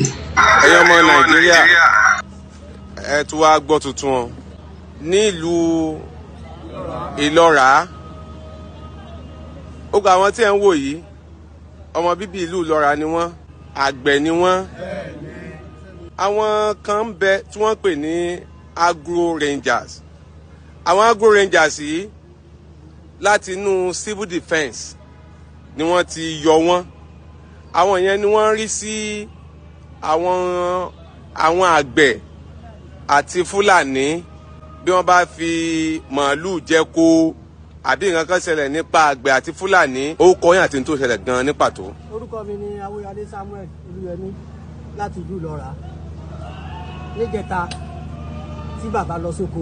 bàbá wo. bàbá Pópóọlá Iyọlá bàbá lóko láti lọ nu ṣàkàṣù nínú oko wọn tó bàbá nígbà táwọn dóko àwọn ti bá wọn Fúlàní nínú oko àwọn báwọn ti wá yọ lọ́ọ̀kan ní a bá ń sọ fáwọn pé àwọn pẹ́ ẹran àwọn àbá ń pẹ́ ẹran pípa báwo ni wọ́n bá ń pèsè bí oògùn tí ìwọ́dà oko ni fúnra Fúlàní náà lọ bẹ̀rẹ̀ tí ń sa oògùn tó bá dúró bí báyìí yóò sa oògùn tó bá bọ́ bẹ̀rù yóò sa oògùn ní sa oògùn bàbá jà àwọn ò da oògùn sóko àwọn ọmọ kankan nípa oògùn ìyẹn ti ń sọ lọ́pọ̀ pẹ́ náà lọ́ba pe àwọn agbórinjà bá dé ìyẹn bá ti gbé bàbá ìyẹn àwọn tó wà ní Ọ̀yọ́ àtọ̀yọ́ ìyẹn ti wá gbé àwọn bàbá sí Ìbàdàn ìyẹn lánàá tó ibẹ̀ ní àwọn bàbá sùn lánàá títí tó fi èdò ní kó tó di pé gbogbo ẹgbẹ́ àgbẹ̀lọ́ba bàbá ìyàwó àtàbúrò wọn àmẹ́tẹ̀ẹ̀ta bí ẹ ṣe gbé wọn nínú oko nù pé bàbá ní ọ̀dà òkú sí inú oko. Inú oko ta ni? Inú oko bàbá, inú oko kaṣú bàbá tó tó bàbá tó kọ́ ọlá iyọlá. Inú oko bàbá gangan ni o. Ibùdó tí wọ́n sì jìnnà gidi sínú oko bàbá. Inú oko bàbá. Bẹ́ẹ̀ni. Fúlàní sọ pé bàbá da oògùn sínú oko. Fúnra Fúlàní ní sì wá ń sa oògùn àwọn oògùn tó ní ẹ̀dá òun náà ní ń sá. Ọwọ́ adé kí bàbá máa tẹ̀lé wọn. Sẹ́ríkì yòyó. Sẹ́ríkì yòyó nílùú lọ́ra bẹ́ẹ̀ náà. Tó ń gbé ní abúlé ẹlẹ́mọ. Wọ́n wá pe agro rangers àwọn wá gbé bàbá wọ́n wá ti bàbá mọ́lé. Bàbá nìkan jẹ́ gbé wọ́n gbé bàbá wọ́n gbé ìyàwó wọn wọ́n gbàbúrò wọn. Kí lọ́dọ̀ kọ́ ìyàwó àti àbúrò wọn ṣe. Bàbá mú ìyàwó wọn lóko táwọn lọ ọ̀sà kaṣú wọn lọ ọ̀sà àbúrò bàbá náà lóko tiwọn náà oko yẹn ò jìnnà síra wọn ẹ fẹ́ gẹ́gẹ́ wọn oko ara wọn. Inú oko tí Fúlàní dàbí inú oko bàbá. Inú oko bàbá. Náà mò ń gbọ́ yín yé mo kàn fẹ́ jẹ́ kí àwọn inú oko bàbá bàbá kí ni ẹ̀sùn tí wọ́n fi kàn yín gbẹ̀dẹ̀ àbáwọn tí wọ́n tì yín mọ́lé sí wọn èso Yorùbá ni. Yorùbá ni wọ́n. Àwọn agro rangers wọ́n wá gbé yín wọn ò wá gbọ́ èdè yín. No bóyá wọn ò gbọ́ èdè tẹ́ ń sọ. Wọ́n gbọ́ wọn ò yà á sí ni wọ́n ti fún wọn lówó. Ọjọ́ bẹ́ẹ̀. Àwọn èèyàn ti fún wọn lówó ni òjò wọn ṣiṣẹ́ tèmi. Inú oko tẹ́ ẹ dá fúnra yín. Mo kí brọ́dà mi Adékànyè Ọlọ́rẹ̀wájú mo kí bàbá mi wọ́n ní mo kí n ṣọ́bìnrin o Koiki ọkùnrin ni mí bàbá dáadáa Olúṣọlá Fátúàṣe ẹ káàbọ̀ sórí ètò mẹ́wàá ń ṣẹlẹ̀ nílẹ̀ Yorùbá triple DRS mo ti jí ẹlẹ́ káàbọ̀ sórí ètò bí wọ́n bá ń lọ́bi iṣẹ́ náà gbọ́dọ̀ dìde ṣáá ni àfi tó bá jẹ́ pé wà ní holiday tó bá ń ṣiṣẹ́ wọ́n ní iṣẹ́ lóògùn ìṣẹ́ ẹni bá ṣiṣẹ́ dáadáa arówó àwọn bàbá yìí ń ṣiṣẹ́ dáadáa wọ̀ jẹ́ kó rí owó àgbẹ̀ máa ń lówó nílùú òyìnbó ní kàn ṣe nílẹ̀ Yorùbá. These are all the atrocities tó ń ṣẹlẹ̀ nílẹ̀ Yorùbá. Wọ́n ní imagine Fulani chairman ní Yorùbá land. We are in danger. Ọdún kan tí Tinubu ti wọlé lélẹ́yìí ó ní gbogbo ohun tí àwa ń sọ yìí ó ní gbogbo ẹ̀ pátá ó ti níyànjú. I have resolved it. There is no more bleeding. Everywhere is fine. Yoruba land is good. Biafra land is fine. Hausa land is fine. Middle belt is okay. But ní Nasarawa, wọ́n ní àwọn kidnappers kò sí nǹkan tó ń jẹ́ kidnapper. Kò ṣáà ń ṣe Yorùbá ló lọ pa businessman yìí. Wọ́n ní wọ́n pa látara pé wọ́n fẹ́ adopt ẹ̀. Wọ́n náà wò nígbà. Wọ́n ní kàkà kílẹ̀ kóṣù ilẹ̀ àṣà ni. Àwọn máa pa ẹni, àwọn máa pààyàn ní. Ìwọ tó máa àwọn fẹ́ jí ẹgbẹ́ ìwọ sọ pé ò ní gbà ó dín ẹran àmúso Ìlọ́ra ṣẹ́rí pé tí Lùgádì dá sílẹ̀ sí ìlú Ìlọ́ra bó ṣe dá sílẹ̀ nílùú Ìlọ́ra ó dá sí community tiẹ̀ níbi tó ti ń sọ pé kò pọ́n ẹ́ lọ sínú abúlé ẹ̀ ìdọ̀tẹ̀mí ní Ìjẹ̀bú-Òde ní Fìdípọ̀tẹ̀ kò síná kò sí títì development ò débẹ̀ láti bí 60 years àbí bẹ́ẹ̀ kọ́ ara ta ṣe ń sọ pé ẹ já kúrò nínú ràkàríkì gbogbo ràkàràtì tá a wà nínú ẹ yìí ìdí tí bàbá Akíntóyè ṣe ní ọmọ mi èèyàn ọmọ mi ẹ máa bá ń lọ sọ fún wọn pé ọ̀nà àbáyọ tí ó wà nílẹ̀ tí ààfin rí gbogbo wàhálà àti ìdààmú yìí táwọn bàbá tí wọ́n ń sunkún sí wa lọ́rùn tí wọ́n ń sọ pé òun ni ká ṣe kéde òun ni ká padà ká bọ́ sínú Yorùbá independent country. Etí Lùgádì ò fẹ́ òun làwa fẹ́ ṣe yìí. Ìwọ tó bá ń sọ pé o fẹ́ kíkù Nàìjíríà ó ṣì ń fi àdúrà Lùgádì lé ẹ lórí nìyẹn o wá ń lọ sí church o lọ ń ṣìṣẹ̀ṣe o ń lọ sọ́dọ̀ mọ́ṣáláṣí o dẹ̀ fẹ́ kíkù etí Lùgádì tó ṣe fáwọn British because for any Yoruba man that still want us to keep Nigeria you are literally keeping what Lugard created. Any Nigerians, because wọ́n bí ẹ gẹ́gẹ́ bí Nigerians, Lugard ló force ẹ̀ lé wa lórí. You would have been an Igbo or Biafra Hausa until the fraudulent amalgamation that was forced on every one of us. So if you are still one of those that disagree for the Yoruba to be free, your people will continue to suffer. This is what the amalgamation has done, and this is what it is still doing. So whatever ten really táwọn ìlọ́ra yìí, àwọn bàbá ten rí, in tó ń fà is the fraudulent amalgamation of Nigeria. Gbogbo àìsàn tó ń ṣe is the amalgamation, because you cannot go to the hospital for a treatment. Láìgbẹ́ bá ń dùnyàn, tó bá ti lo àgbo sí tó ṣiṣẹ́, the next thing is to go self-medication kan ló need. Ó jẹ́ kó scan ẹ̀gbẹ́ yẹn kó má jẹ́ pé o ti fi gbá nígbà tó fi wọ dánfó. Kó má yẹ pé ọ̀kadà ti là ẹ́ mọ́lẹ̀ rí níjọ́ kan rí tó rántí mọ́ lálẹ́ ó kọ̀ dìde. So injury ti wà nínú ẹ̀. Ó wá ń fi holy water. Èmi ní kò ṣiṣẹ́, but kọ́tẹ̀ ṣiṣẹ́ MIR scan, but ó wá expectation tó tí ì jẹ́ dòdò. Yẹ fi dòdò níwọ̀n ẹ̀. Òun lélẹ̀. Ṣé wọ́n tó tí ì jẹun kánú? Lùgádì ló fa ìdí tó ṣe lè jẹun kánú. Gbogbo dòdò tó rí. Lùgádì ló fà. Lùgádì ló dá wàhálà yẹn sílẹ̀ táwa fi yanjú tó wá ń sọ fún wa pé kò rí bẹ́ẹ̀. Bẹ́ẹ̀ kan sí ẹjẹ́ apara sọ́dọ̀ àwọn bàbá ìlọ́ra yìí kí n gbọ́ gbogbo íméèjì báyìí torí ó máa ń dákẹ́ máa rí àwọn íméèjì yìí táwọn bàbá tó ń sunkún yìí nísìn àwọn lè má ní understanding in tó mú wọ tó ti fi gbọ́ mi ìwọ ló máa wá lọ sọ fún àwọn bàbá yẹn pé ìdààmú tó ń ṣẹlẹ̀ yìí bàbá àkójọpọ̀ àwọn òyìnbó ní 1914 ó dẹ̀ ti expire kò ní ìjà nínú olúkálùkù máa dá ṣe tiẹ̀ àṣẹ Nàìjíríà mọ́ Nàìjíríà ọ̀nà wá òun lélẹ̀ man arrested after a personal trainer was stabbed in Bournemouth. Wọ́n stab ara wọn ju kí ló dálẹ̀ lọ nílùú òyìnbó. Ọlọ́run má jẹ́ káwọn ọmọ wa kọ́kọ́ lọ àwọn tó máa stab ní ṣàlẹ̀. À ń pariwo lọ́tún lọ́sì. À ní Nàìjíríà yóò gbé wá. Àwọn ìlú ìlọ́ra ti kígbe síta. Wọ́n ní Sunday Igboho gbà wá o. Sunday Igboho gbà wá. Bàbá Akíntóyè gbà wá. Tó bá wá ní wọ́n tí gbọ́ Yorùbá nation iṣẹ́ tiẹ̀ nísìn ni pé nígbà tí wọ́n ti gbọ́ lọ ṣàlàyé fún wọn.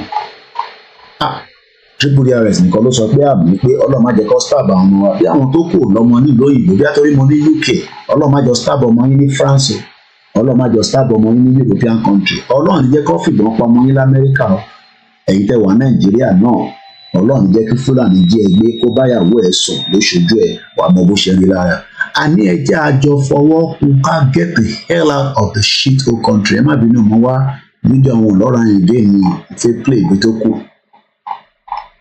Mo kí gbogbo alẹ́ nǹkan sí. Kò kàn mí ilẹ̀ Yorùbá òun ló ń lọ lọ́nkàn yẹn. 1 year tí Tinubu ti wà lórí oyè. Wọ́n ní Ṣeun Ọ̀kínbalóyè, please stop pretending, call them their name, imported Fulani terrorists by the chief of Commander Buhari, Muhammadu Buhari olórí burúkú sí bàbá. Mo kí wa lẹ́ǹkan sí pé ẹ máa ṣe káàbọ̀ sórí ètò wa. Ẹ má bínú pọ́npẹ́ pé fídíò tí mò ń wá yẹn àwọn bàbá ẹ̀ mo mọ̀ bí tí mo ṣọwọ́ ẹ̀ sí again ìlú Ìlọ́ra lórí tó wá ń pẹ́ báyìí. Ká gbọ́wọ́lé ká gbọ́bi tó kù tán. Rẹ́rẹ́ ń rún nílẹ̀ Yorùbá. Gbogbo àwọn bàbá tó yẹ kó ní owó burúkú tó yẹ kíyàn máa lọ yáwó lọ́wọ́ wọn pé bàbá ẹ sáré yá mi ní 10,000 pounds máa dá padà láàrin ọ̀sẹ̀ mẹ́ta kí èmi náà sáré lọ fi ṣòwò. Fámà máa ń ní owó ni. Gbogbo àwọn farmers tèmi mọ̀ nílùú òyìnbó owó burúkú ń bẹ lọ́wọ́ wọn. Kò ṣe nílẹ̀ Yorùbá. Ìyà ìṣẹ́ òun ló ti mú àwọn tọ̀dọ̀ tiwa. How do we respond to it is to exit this crazy contraction called Nigeria. The one in video you work it. I'm not doing you well.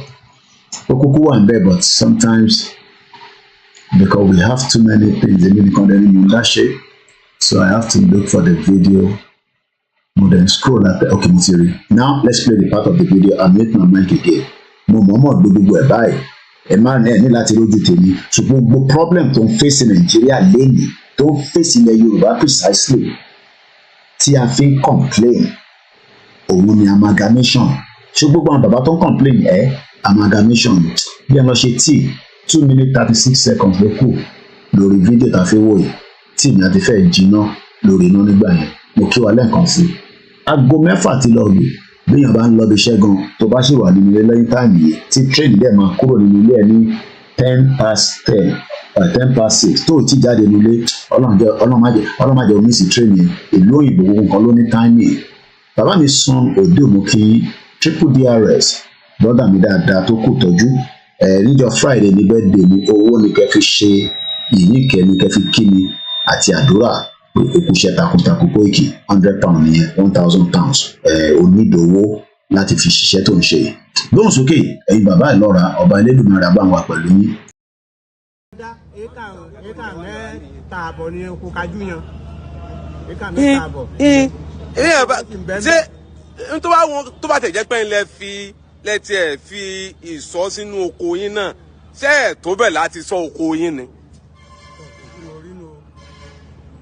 Fúlàní wá wánú oko yín òun ni wà ń sa oògùn káàkiri yìí ṣe é ṣe pé wọ́n fẹ́ jẹ́ kí wọ́n mú yín kúrò nínú oko kan lè ráyè ṣe ohun tó wù wọ́n. tí a bá ti ṣe báwọn àwọn agbófinró ni wọ́n wà máa fi dẹ́rù bà wá wọ́n sọ pé tí màlúù bá ti kú wọ́n máa lásán wọ́n. kọ̀sọ́nù mi fún wa láti mágídí tàbí dáhùn àgbègbè tàǹdà wọ́n ti fẹ́ lù wá kú olùkú pátápátá wọ́n ti fẹ́ gbọ́ ogun mọ́ wa lọ́wọ́ lára pátápátá wọn ò bí adákú mọ́. nílẹ̀ bàbá yín náà.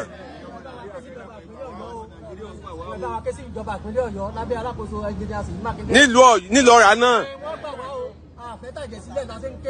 wọ́n gbà wá o. ẹ dákun gbogbo ọmọ Nàìjíríà. wọ́n gbà wá o. àwa kan bẹ ìyá àbẹjọ olókèrè láti lọ́ra lóko mi àwa kan bẹ títẹ́ ní kí yòyó títí pé àwọn ò rí àwa pa àwọn padà jí àwa gbé kò sí ibi iléeṣẹ́ ọlọ́pàá tèmi lọ kò síbi tí mo lọ tèmi sọ o àwa bí méjì kan bẹ tẹ́tí kókó àti pé àwa nìṣòro àwọn olùlọ́ra pé àwọn sì fẹ́ pàwọ́ àwọn ò rí wa pa àfúntà bá jí agbé gbogbo ọmọ Nàìjíríà gómìnà ìpínlẹ̀ Ọ̀yọ́ àti kọmíṣánná for agric ẹ̀dàpọ̀ ẹgbà wá kọmíṣánná ọlọ́pàá ní ìpínlẹ̀ Ọ̀yọ́ ẹgbà wá o ẹgbẹ́lẹ́ ní káfọ́ọ̀rù rán àwọn láti nílẹ̀ wá gbà wọ́n lálejò ní àsìkò wọ́n mọ̀ dùn orílẹ̀ tí wọ́n bá gbà ilé kí wọ́n dúró sí a lọ sílé kábíyèsí lọ́ọ̀dì tí ọdún yìí wọ́n sọ fún ọ pé kí wọ́n darí wọn ní oko wa mọ́ ṣùgbọ́n bí bá pé agbára tó kó agbára fún wọn ni bá a ti tún bẹ níbi tó wà látàárọ̀ wọ́n tún pẹ̀pẹ̀ bàbá tí ẹ ti mọ̀lẹ́ wọ́n tún wú ẹ̀gẹ̀rẹ̀ fẹ́ràn ní ọ̀sán yìí lẹ́yìn ìgbà wọ́n tún pẹ̀ nìkan pé kí ni páìpù epo pupa ti ṣe wọ́n ti wọ́n ti gé dàálẹ̀ wọ́n tún pẹ̀ nìkan wípé wọ́n ti tún wú ẹ̀gẹ̀ tiẹ̀ ní dàálẹ̀ bá a ti bẹ níbi tá à ń bẹ ní sẹkítẹ́rìàtì látàárọ̀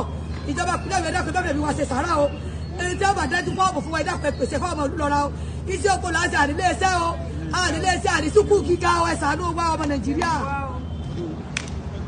ẹ̀yin náà fẹ́ sọ̀rọ̀ ẹ̀sùnmọ́ bí ẹ sọ̀rọ̀. ní ọjọ́ kẹrìnlá oṣù kẹta yìí ni wọ́n jẹ oko tèmi ní agogo 8 alẹ́ ni mo dà lóko tí mo sì tírèsì màálù àṣàbí títí tí mo bẹ́ẹ̀ dé bùdó ní tí ó sì jẹ́ kí n yọjú sí bùdó ní pé tí àṣàbí bẹ́ẹ̀ fojú kàn mí yọ gbẹ̀mí mi ni èmi nìkan mo sì wà lóko ń jọ. àbáyẹn ni yóò gbẹ̀mí òun ni ibi tílẹ̀ Yorùbá délé mi náà nìyẹn náà bá ti ń gbẹ̀mí àwọn èèyàn wa ṣẹ̀rípò dà bẹ́ẹ̀ ìyẹn la ṣe ń pariwo pé èmi náà ti lọ ṣe kọ́fì tẹ̀ ni mo máa fi mu láàárọ̀ ẹ rántí kọ́fì tí mo fi wọ̀nyí lórí live show ní alẹ́ àná àbí ìrọ̀lẹ́ àná dẹ̀ ni kọ́fì yẹn ni mo ṣe lọ́wọ́lọ́wọ́ nísìnyí náà tó bá ń gbádùn báyìí kò pọ̀ jù ẹ̀yin náà ṣe kọ́fì tẹ̀ máa fi jógẹ̀ bẹ́ẹ̀ ni ìyá mi fáńgbé mi lékè wọ́n ní shameless gómìnà bàbá dẹni tó bá fẹ́ pè wọlé nọ́mbà láìní ẹ̀wọ̀ available ẹ lè pè wọlé a ṣe ń bẹ́tò lọ àṣẹwọnú 1 hour 29 minutes ẹ̀yin náà wọlé kẹ́ lọ ṣe tíì tó bá dẹ̀dẹ̀ pé wíṣkì lẹ máa fi mú láàárọ̀ yìí kọfì débẹ̀ ó ti tójọ́ mẹ́ta tí mo ti mu kọfì Fúlàní àwọn dáràn now ṣé ní gbogbo tí mo fi ń wọ̀n wáyé mo kàn ń jẹ́ kó yé wa pé wọ́n yí ẹ̀ ní Tinubu ti lò ní ọ́fíìsì kò tí ì rí gbogbo ilé tó ṣẹ̀ṣẹ̀ lẹ̀ kò ń ṣe nígbà Buhari mo gbà wọn fídíò tá a fi ń wọ̀nyí nígbà tí Tinubu ti dórí oyè ni o you would expect this government to protect our people okay ẹni ẹ̀fẹ́ Yorùbá nation why is the government not protecting the people àfi kí Ṣèyí Mákindé máa wá olóyè Ìgbòho àbí adẹ̀ ń sọ Fẹ́mi Adésínà àbí oníbótàì àwọn oníbótàì irọ́ à ń sọ fún yín pé Nàìjíríà yóò work ó ń drag wa padà sẹ́yìn Bon, mo ti fẹ́ mú another video jáde ni. A ní tó pọ̀ lọ́wọ́. Ṣé ká bẹ̀rẹ̀ pẹ̀lú ṣé ká gbọ́ àwọn ní constitution? Because the reason why tí Tinubu ò ṣe tí orí kankan ṣe, maybe you don't know, it's the constitution. The 1999 fraudulent constitution tí Tinubu fẹ́ fi ṣèjọba kò lè work. So ẹ jẹ́ ká gbọ́ àwọn constitution talk yẹn díẹ̀. Ẹ jẹ́ ká dọ̀gbọ̀ díẹ̀. A ní tó pọ̀ lọ́wọ́. Bàbá mi Adégoróyè Ọ̀pẹ́yẹmí Àdìsá ní, this is the high time for the Yoruba to know that Nigeria is not for us. One, ní fẹ́ gbọ́. Èèyàn kan ti sọ níbí rẹ̀, wọ́n ní Mr. Koiki, our people, Mr. Lade púpọ̀ ní our people, àwọn wo ni people, àwọn ìran Yorùbá, they are gullible. Ẹ lọ sórí social media nísìn. Ní kẹ́ má defend Tinubu, ọdún mẹ́ta ló kù tó ní. Máì tí sọdún mẹ́rin kankan kó máa ṣe lọ ní 2031, kò tí guarantee 2031, ó kọ̀ guarantee 2027, ikú òde nípa. Torí tó bá kú Ṣètìmá gbàjọba ni èmi ìgbàdúrà kó fún, mo máa ń sọ bẹ́ẹ̀. Torí Tinubu bá pa Ṣètìmá gbàjọba ni ó máa drag wa padà sẹ́yìn. Àmọ́ Nàìjíríà kò ń ṣe country, it's a failed country. Ìlú òfò, ìlú tó ń mú ẹ̀jẹ̀ àwọn èèyàn. Àbẹ́rẹ́ bó ṣe ń sùn níbí wa. Mo ní Tinubu wake up. Jẹ́ fi fídíò picture wọn. Akọ̀ máa sùn ni. Tó bá mọ̀ pé ò lè ṣe kí ló lọ gba ọ́fíìsì yẹn fún. Àrùn ẹ̀ṣẹ̀ ni. Àrùn ẹ̀ṣẹ̀ wo ló ní o fẹ́ ṣe? Wake up. Lè sùn. Jí má sùn. Jí má sùn. Ẹ bá ń jí bàbá ẹ̀. Ó ti lo ọdún kan. Ẹ bá mi jí. Tí pé Asọ̀rọ̀ kò bá gbé ẹni kó padà wá sílé kájọ wá ṣe Yorùbá nation. Tí Asọ̀rọ̀ kò bá gbé Tinubu tó ń sùn lójoojúmọ́ ẹ bá mi jí pé kó máa padà bọ̀ nílé. Wá ṣe recognize as president. Bí wọ́n ṣà recognize MK Abiola kọ́dọ̀ fọ́hùn kẹ́. Wọ́n ṣà ti recognize pé president tó jẹ ni. Á dẹ̀ máa gba gbogbo àwọn ọmọ máa gba gbogbo àláwáǹsì. So Tinubu eléyìí tó ń sùn nínú Asọ̀rọ̀ kí tó mọ tó ń ṣẹlẹ̀ yìí máa bọ̀ nílé padà, kò tí late. Bó tó bá ní òní wálé àwa náà ní fẹ́ lọ́rùn lẹ̀. Àní fẹ́ lọ́rùn lẹ̀. Àjọ máa tá tán ni. Torí pé ọmọ tó ní ìyá wọn ò ní sùn òun kò ní fojú kan ohun ọ̀rọ̀ tó wà nílẹ̀. Tó bá ṣe ń sùn a máa jí ẹ wake up. Jí má sùn. Ọmọ tó ń sùn tó bá ń sùn tó bá ti káàkiri jí má sùn. Jí má sùn. Ẹ fún ní kọfí kó mu. Ẹ lè ta nǹkan sínú kọfí tiẹ̀ náà. Wake up. Wọ́n pa àwọn èèyàn, wọ́n ń jí àwọn èèyàn gbé nílẹ̀ Yorùbá. Ó ní o ti fún wa ní Yorùbá Inspector General of Police. Àárín kankan tó ṣẹlẹ̀. Gunsling náà ní òun náà ṣe lọ gba kọfí ni, ó máa ń jẹ́ kára dúró dáadáa ni. Mo kí gbogbo yín lẹ́ẹ̀kan sí. Ẹ bá mi jí Tinubu, ó ti sùn. Because ìdí tá a ṣe fẹ́ kúrò ní Nàìjíríà, Tinubu náà wọ́n fẹ́ kúrò ní Nàìjíríà. Ó ní Nàìjíríà yìí máa gbé gbogbo wa. Ṣé mò ń parọ́ ni? Ẹ mọ̀ pé àwa ní evidence. Tinubu dẹ̀ sọ fún gbogbo wa pé òun ò nífẹ̀ẹ́ ní. Ẹ sọ fún Tinubu kó wake up. Koiki, please let him sleep. That is how he's been sleeping. No. Kò gbọ́dọ̀ sùn mọ́. Tinubu wake up. Wake up now. Jí má sùn. Oorun tó sùn látọdún kan. Gbogbo nǹkan ti bàjẹ́. Inflation. Ẹ já padà sí bíbá. Hold on. Food inflation ó ti wà ní 24.82. Kí ló dé taláṣẹ? Bàbá Tinubu mo ní kó wake up. Ẹ sọ fún Tinubu pé kó wake up o. Ẹ̀yin tẹ́ bá mọ Tinubu ẹ sọ fún pé mo ní kó jí kó má sùn. Oorun tó ń sùn yìí ti pọ̀ jù. Bàbá Tinubu mo ní nǹkan lélẹ̀. Bàbá Tinubu wake up. Wake up. Àrùn jẹjẹ. Kò sí security, kò sí títì. Ẹ wá náà fẹ́ ṣe kó ẹ tí parí Lagos Ìbàdàn expressway. Èyí tó yẹ kó kọ́kọ́ ṣe nìyẹn. Ó wá fẹ́ ṣe coastal road láti Lagos sí Calabar. Kí ni kàn wá àti Calabar? Ṣé ọmọ Calabar ni wà ní wake up? Ẹ sọ fún bàbá ìkó wake up. Tó o bá wake up, máa fi spoon sí ẹ lẹ́nu. Wake up! Máa wọ́n mi sí ẹ lójú. Bó ṣe máa ń ṣe tíyàn bá sùn. Ẹ jẹ́ àgbékọ́ fún mi sẹ́yìn kí n má lọ dá sórí laptop torí àǹtí ìrówó rà mí báyìí. Ẹ sọ fún Tinubu pé kó wake up. Tinubu wá ní oníkóìkì oníwọ̀n náà ṣọ́tọ̀ Tèbí mo ti sọ fún àwọn Afẹ́nifẹ́re kí ló sọ fún wọn. Ó ní mo ti rán ẹ sáwọn Afẹ́nifẹ́re, mo ti rán àwọn Afẹ́nifẹ́re sí yín.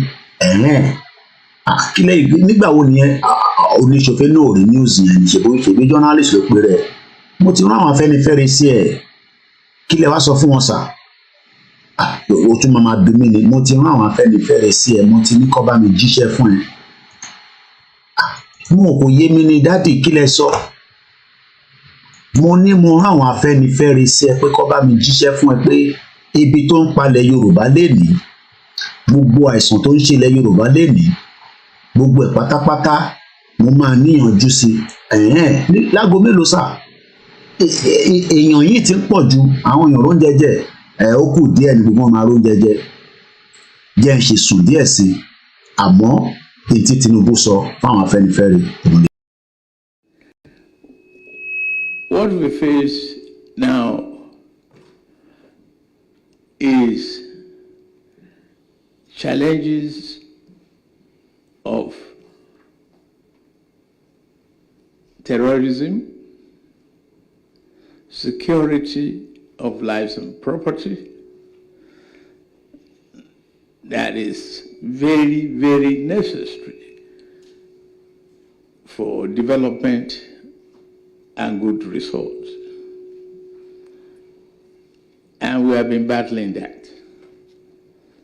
I can tell you this afternoon that we are achieving success. There's improvement.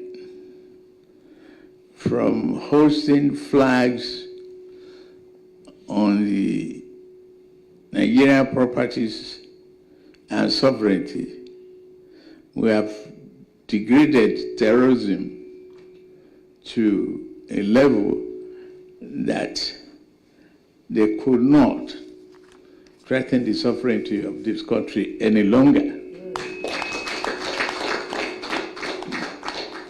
Well, it is always hard.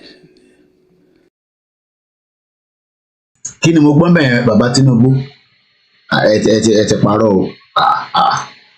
You've told lies. Kí ni mo gbọ́ bẹ́ẹ̀ dáadáa? You have degraded terrorism that they cannot attack Yoruba farmers. Ṣé kí n tún play lọ́ra fún yín kẹ́ gbọ́? Are you sure that you are being updated about the security situation? Because there was a bomb blast in Ibadan, January 25th. There's multiple terrorism attack on the Yoruba land. Lamina. Baba, you pardon now. You don't have any human sympathy. You are lying. Wake up. You are telling lies. Ní kí lọ gbọ́ ìtàwọn Afẹ́nifẹ́re sọ, náà ni mo dẹ̀ gbọ́ lọ́wọ́ nísìnyí wọ́n rí ká kí ni gbogbo jágbàjàgbà tẹ̀ ń sọ lẹ́nu. 1 year in office, there is nothing to be proud of with this your shit old government. 1 year in office. Àbí kí ni àbí mo gbọ́ nǹkan tó sọ dáadáa ni? Ṣé mo gbọ́ nǹkan tó sọ dáadáa ni? Triple DRS ni mad people, why are they clapping? Ẹ mọ̀ pé bàbá yẹn ti dàgbà àwọn tó wà lẹ́gbẹ̀ẹ́ òde làwọn yẹn. Àwọn yẹn wá bó ṣe máa jalè lọ́dún mélòó ní Tinubu fi rí? Department mélòó ló fi monitor? Ògbókọ̀ máa gbójú kúrò ní olè gbà. So when we are here saying to you that this country is dragging us backwards, Tinubu ni go and listen to what I told Afenifere. Ẹ̀wọ̀n náà ni mo ti ń gbọ́ nísìnyí, but I'm not saying anything there. All I can say is that, it's not hard enough. It's not hard enough. Kò hard up.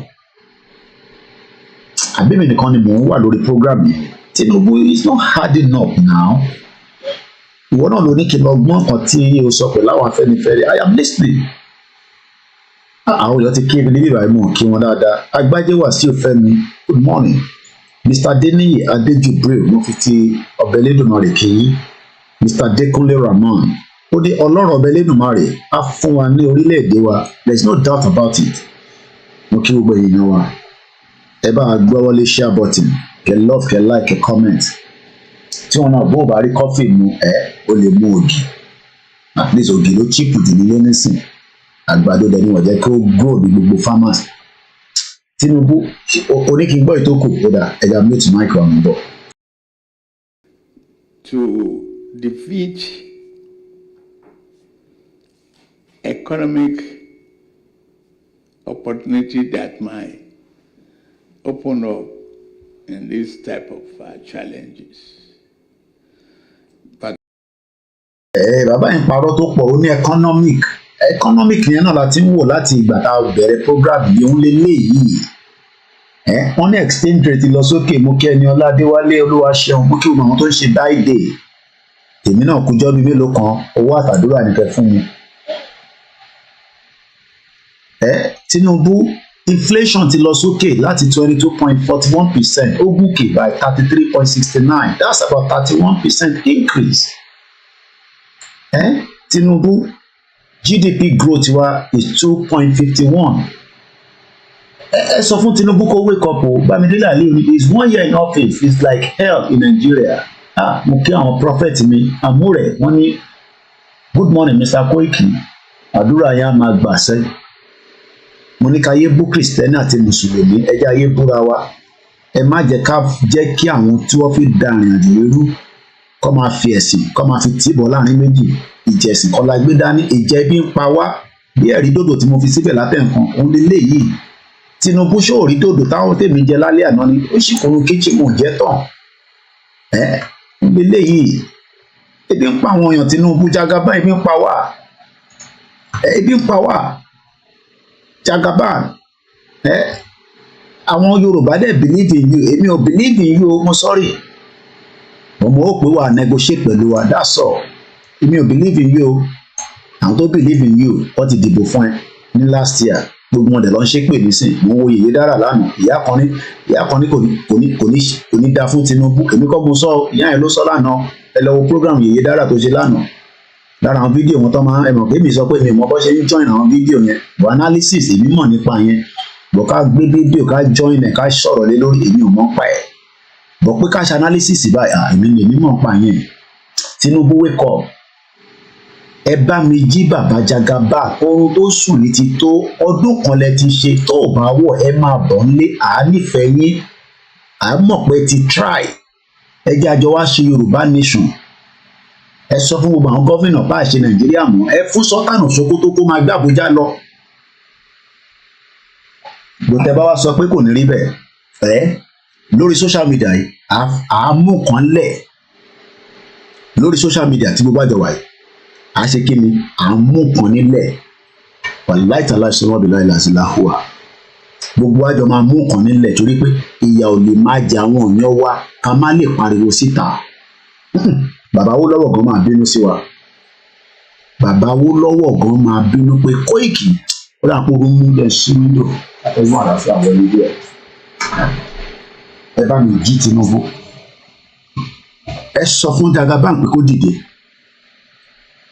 ebi ò lè máa pa àwọn èèyàn wa kémi máa rí dòdò àti dòdò jẹ àtẹja àtọbẹ̀ ata kí wọ́n sọ pé kò kàn mí àwọn kan wà lábúrọ̀dù wọ́n ní kò kàn àwọn okùn ẹ̀mí ó mú mi nígbà àyàgàn sef Tinubu wake up ní tó ń sọ yóò yé mi ebi òun là ń rí iná òun ní security àti play video bíi security mẹ́ta tó ń ṣe last year àbí bàbá yóò ọ̀dà ẹ̀jẹ̀ tún mélòó jáde ẹ má tí ì jẹ́ ká kúrò lórí tí Tinubu ń sọ yìí because ọ̀rọ̀ Tinubu yóò fi yé mi ọdún kan ló ti wà lórí oyè gbogbo tó ń sọ yìí kò hard up Tinubu Jagaban of Bodilo ẹ bá mi pè Ṣèyí Tinubu wọlé ẹni tó bá ní nọ́mbà Ṣèyí Tinubu ẹ bá mi ju fídíò sínú inú WhatsApp message èmi ò ní nọ́mbà lọ́wọ́ mo dẹ̀ ní láti ní Tinubu ó parọ́ náà òun lélẹ́yìí evidence lélẹ́yìí òwe mi náà nìyẹn náà ní March 23rd ọdún yìí Vanguard pépà Nàìjíríà ni kí ló sọ ó ní 6,931 people àwọn wo ni people náà mélòó ni Yorùbá tó kú nínú ẹ̀ lábẹ́ láfẹ́fẹ́ month ẹni kí Tinubu dìde wake up ẹ fi ránṣẹ́ sáwọn media team ẹ̀ ní Aso Rock pé Tinubu ń parọ́ àná nísìnyí wọ́n ní kò ní sọ̀rọ̀ ìgbà tí máa jí láàárọ̀ ẹ̀ Anjuri ìyẹn náà ní òun mọ tí Báyọ̀ Ọ̀nànúgà bàbá òfò yẹn gbogbo wọn they are all the same tọ́ba wá ṣe tán nísìn ẹ lọ wo èyí tó ṣiṣẹ́ fún Yomi Ọ̀ṣínbàjò ó ti ń ṣiṣẹ́ ní channels nísìn ẹ fẹ́ lè má dà mọ̀ pé eléyìí ló jẹ́ agbẹnusọ fún Yẹmí Ọ̀sínbàjò. Ibo ni Yẹmí Ọ̀sínbàjò wà báyìí nísìn? Short man devil. Criminal ní gbogbo wọn, olóṣèlú, ẹ̀jẹ̀ wà lẹ́nu gbogbo wọn. Ẹ̀jẹ̀ wà lẹ́nu wọn. Ọlọ́run máa ṣèdájọ́ fún gbogbo yín. Gbogbo ìkà tẹ́ ṣe fún wa tẹ́ ẹ̀ jẹ́ kí aráyé gbé, Ọlọ́run máa ṣèdájọ́ fún yín. Tinubu wọn ní kò wake up. Ó ní kò sí terrorism. Ó ní security gbogbo ẹ ti dúró dáadáa. But you are telling lies. Ẹja gbọ́dọ̀ tó kù ní bọ́mù tíde. Particularly when the country is equally challenged economically. So, the banditry kidnapping that they've resorted into will also be defeated. Tinubu, àwọn olóń pàtẹ́wọ́ ńbẹ̀ àbí kò fi yẹ gbogbo ẹ̀ tẹ̀ ń pàtẹ́wọ́ níbẹ̀ yẹn ni? Gbogbo ẹ̀ tẹ̀ ń pàtẹ́wọ́ nínú ibẹ̀ yẹn àbí kò fi yẹ yín ni? Àtẹ́wọ́ òfò lẹ̀ ń pa. Àtẹ́wọ́ òfò ṣé wọ́n ti jẹ́ àwọn ọmọ yín gbé ni àbí wọ́n ti pa àtúnú àwọn ọmọ yín? Àbátẹ́wọ́ òfò lẹ̀ ń pa. Ẹni lè tún tẹ̀ máa pàtẹ́wọ́. Àwọn ọlẹ́jọ́ ń pàtẹ́wọ́ fúnra yín. You are telling lies. Jagaban ó ti dẹni tó ń parọ́. Àdẹ̀mọ́ ẹsẹ̀ tó ń parọ́ tẹ́lẹ̀ bọ́ ó kọ̀ jẹ́ kó yé wa pé ìwọ náà ló fẹnu ara ẹ sọ níbí báyìí. Ó ní I don't believe in one Nigeria. Ó ti parọ́ náà. Ẹlẹ́nu méjì nìyẹn. Ìwọ kan náà ló sọ fún wa pé you don't believe in one Nigeria. Ìwọ náà ló tún believe in one Nigeria. Èwo ni ká lò òun méjèèjì? Jagaban. Jagaban. President Bola ìwọ náà ló sọ ó ní I don't believe in one Nigeria. Ó ní one Nigeria ó lè ní. Ó ti wá débẹ̀ tán nísìn.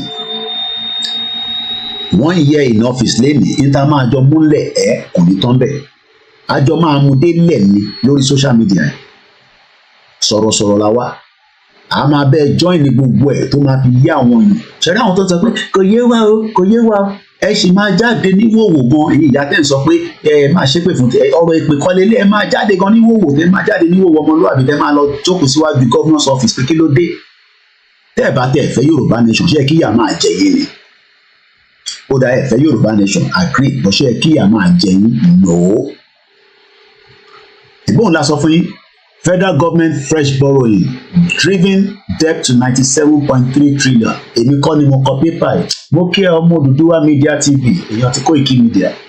Mo kí Prophet Amúrè Olúṣọlá olówó kéré owó yẹn á máa pọ̀ sí ni. Wọ́n ní gbogbo ọmọ Yorùbá iléyá kò ń ṣe iléyá ọ̀pọ̀lọpọ̀ yàn lè rẹran mọ́ nísìn. Ẹlòmíì adìyẹ ló máa ní kọ́ ṣàbáwọn pa, ẹlòmíì ẹja ló máa ní kọ́ báwọn pa. Tó bá ń wo dòdò yẹn máa fa wọ́n gbé wọnú ilé ẹ̀ ní tèmi jẹ lálẹ́ àná nìyẹn. Ní tí mo jẹ sùn nìyẹn òun ló wò yẹn. Ó diet kò diet ní tí mo jẹ sùn nìyẹn mo dẹ̀ mú mi lé lórí. Jagaban máa bẹ̀ ẹja mo ní o wake up ẹja gbọ́n tó kù tó sọ. I declined any ransom method. No payment of ransom whatsoever. We are taking the. Kò lè kàn wọ̀ àwọn ọmọ tó pa ní Kogi kọ́lọ̀ bá fọ̀mù kí àwọn ọmọ yẹn àwọn òbí wọn ló lè ní understanding tó ṣẹlẹ̀. Màá kàn fi àwòrán àwọn ọmọ yẹn wọ̀nyí ní play video yẹn mo bọ̀ ẹ jẹ́ àjọ gbogbo títí inú ti bí mi gbogbo títí mo kàn sọ irọ́ ẹ̀ ti pọ̀ jù. Tí ọba ti ń parọ́ báyìí ẹ bá ń sọ fún Tinubu àwọn ọmọ tó pa ní Kogi nìyẹn kò ń ṣe banditry o àwọn ọmọ tí fúlà ẹsẹ̀ wọn lè rí yẹn ní play video yẹn tó bá fẹ́ wọ̀ ẹ́ lọ sórí Twitter mi tó ń pè ní X bá níbẹ̀ mo mọ̀ nílé play fún yín because it is a little bit graphic but mo lè fẹ́ ẹsẹ̀ wọn wọ̀nyí àwọn ọmọ tẹ́ rí yẹn nísìnyẹn méjèèjì tó sùn yẹn wọ́n art movie o inú yunifásitì wọn o lè nírọ́ ni mò ń pa torí gbogbo yín kì í fẹ́ òtítọ́ àwọn ká máa parọ́ fún ilẹ̀ kúkú máa ń fẹ́ sọjá lọ sí Kogi students channels television kúkú ní ẹgbẹ́ belief channels òun lélẹ́yìí wọ́n ní Confluence University àwọn méjèèjì tẹ̀ ń rí wọ́n ti di kíni wọ́n ti dolóògbé wọ́n ti gbẹ̀mí kúrò lára wọn tí ó dẹ̀ jẹ́ kó ṣì wà láyé ẹ wá sọ pé ọlọ́run ní ṣe kò ní ṣèkà fẹ́yìn náà. These are the students. A lè play video yẹn tó bá fẹ́ wò lọ sórí péjì mi màá tún retweet ẹ̀ so á wà lókè lọ wò níbẹ̀. Agbájẹ́wà sí ó ní good morning lẹ́ẹ̀kan sí Koiki mú kí ẹ. Máa sọ pé make I dey play. Ó dà pé dòdò yẹn ń blọ́ọ̀kì kò jẹ́ kẹ́ rí jẹ́ reduce dòdò yẹn díẹ̀. Màá reduce ẹ̀ má worry mo lè reduce ẹ̀ ní ọ̀ṣẹ́ problem. Mo fẹ́ kó rí tí mo fẹ́ kó rí náà ni. Tí bá fẹ́ kẹ́ rí nǹkan dáadáa mi ṣe máa ń lo software. Ṣó ti rí nísìn tó clear bí àṣà Yorùbá wòye tó ti ń clear àbí kò tí clear tó. Àwọn méjì yìí náà wà láyé nígbà tí ọdún yìí bẹ̀rẹ̀. Wọ́n ní ọdún lọ sópin o bàbá rere fi iṣẹ́ rẹ̀ sọ wá o tọkọtọmọ ohun tó pa wá lẹ́kùn wò lọ́dún tuntun má jẹ́ kó ṣẹlẹ̀ sí wa o bàbá rere má jẹ́ káwọ́ lórí sunkún má jẹ́ fàṣọ ọ̀fọ̀ búra ogun rọ́jú mu rọ́jú jẹ má jẹ́ ó jẹ́ ti tèmi àlàáfíà tó pé ni mo fẹ́ bàbá fi ṣe fún mi ṣé mo try. Àwọn náà ìran kọrin yẹn àwọn ìyá wọn kọrin àwọn ìyá wọn ṣàdúrà ṣòro pé wọn nìkan ló ń ṣe prayer nínú Nàìjíríà. Ìyá mi mo nífẹ̀ẹ́ ó ní kí n má bú yín mọ́ ó yẹ kí n fi nǹkan lé lórí fún yín bẹ́ẹ̀ ni. Màá ní dey play màá rò wo ìlú yìí òkú tó wà nílùú yìí ojú ti Nàìjíríà lọ ẹ̀dá fi Tinubu ilẹ̀ ló bọ̀ wake up Tinubu ohun tó ń sún yẹn ti pọ̀ jù. Màá fi kankan wọ̀nyí nísìnyí ẹ má rò pé bóyá bí ṣe máa ń condemn Nàìjíríà crime tó ń bẹ ní UK mo sọ fún yín pé ojú ti Nàìjíríà lọ torí page tó ń wò yìí torí nǹkan tó kọ síbẹ̀ London crime and UK crime gbogbo àwọn tó sọ London crime and UK crime but BBC ò ní sọ fún ẹ follow mi pẹ̀lú page within the last 24 hours pro-Palestinian protesters have surrendered House of Parliament. Parliament tó kó gbogbo àpapọ̀ òun làwọn èyí tí ń protest lánàá àwọn ní Palestinian àti Israel ti pa àwọn ọ̀nà rẹpẹtẹ whatever your take on o support Israel ni o support Palestine ni o humanity first Israel ò lè pa 30,000 people káwá dákẹ́ kò possible ṣàkọ́ ọmọ kí ẹ ó ní kò ní sú mi Koiki kò dẹ̀ ní rẹ̀mí náà lágbára Olódùmarè kò kí ń rẹ odò ẹ̀ẹ́dẹ̀ ní mú òun mi lọ. Máa sọ pé make I dey play sórí ní UK crime tó ń bẹ ní bíbá ẹ̀ ṣùgbọ́n Daniel Popuscu 29 has been jailed for the attempted murder of his pregnant ex-girlfriend Andrea Pinty ìyẹn ní Wales.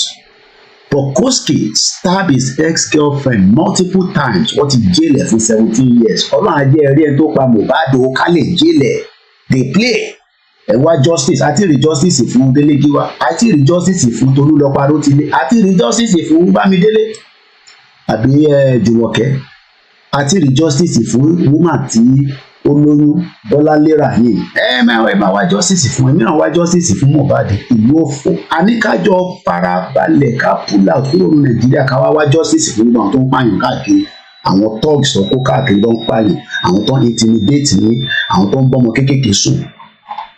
Sorry, UK crime. A man has been jailed for 10 years after being found guilty of conspiracy to kidnap 2 men and has been sentenced extended after admitting being involved in class A drug.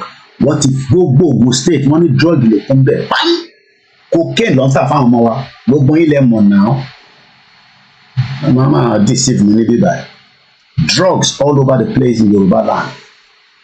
Lọ sọ́dọ̀ NDLA nísìn oríṣiríṣi drugs wọn náà businessman Yorùbá ń ṣe Igbo ń ṣe má sọ pé Igbo nìkan ló ń ṣe drug gbogbo ilẹ̀ jọ ń ṣe ẹgbẹ́ ìwé ìbíwọ náà Korea ni ojú ọ̀ ló ń bá wọn ta ìbò nígbà tílẹ̀ bá mọ́ tó bàtà bá rí ẹ tó lè nìyẹn làmà tó mọ̀ kó lè nìyẹn tó bá jẹ́ kó lè lèmi náà tó bá ti mú mi ẹ lójú mi lórí screen bẹ́ẹ̀ ni o lè lo lè ń jẹ́ o lè yan ṣpọ́pì. So UK lélẹ́yìn kí lélẹ́yìn tún ṣe Christopher Griffin 46 years old sentenced to 12 years in prison dúdú ni òròjú ẹ̀ bó ṣe ó lè ní àmọ́ tẹ́lẹ̀ ṣe nísìn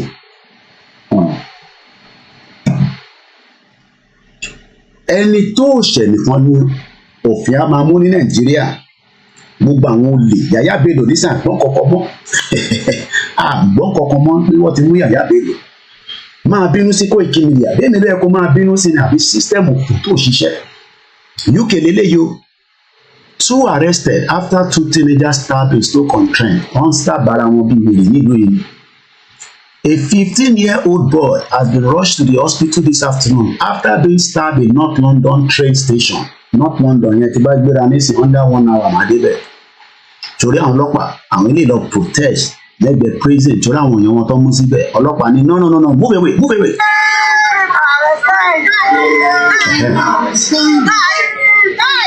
Torí pé ọlọ́pàá ò fìbọn yọwọ́ lórí tó bá jọ́dọ̀ tí yín nísìn wọ́n ti fìbọn wọ́n ti fi fọ́ orí yín ṣerú country tó fi gbé nìyẹn wá expect diaspora tó ti gbé ní civilized country ní Italy kódà ẹni tó gbé ní Turkey gan ẹni tó gbé ní Spain ẹni tó gbé ní Belgium ẹni tó gbé ní Germany ẹni tó gbé ní Asian country tó pè láwọn ìlú tó burú gan wọ́n mọ̀ pé yes àwọn ní freedom díẹ̀ lórí àwọn ilé nìyẹn olè làwọn ilé náà.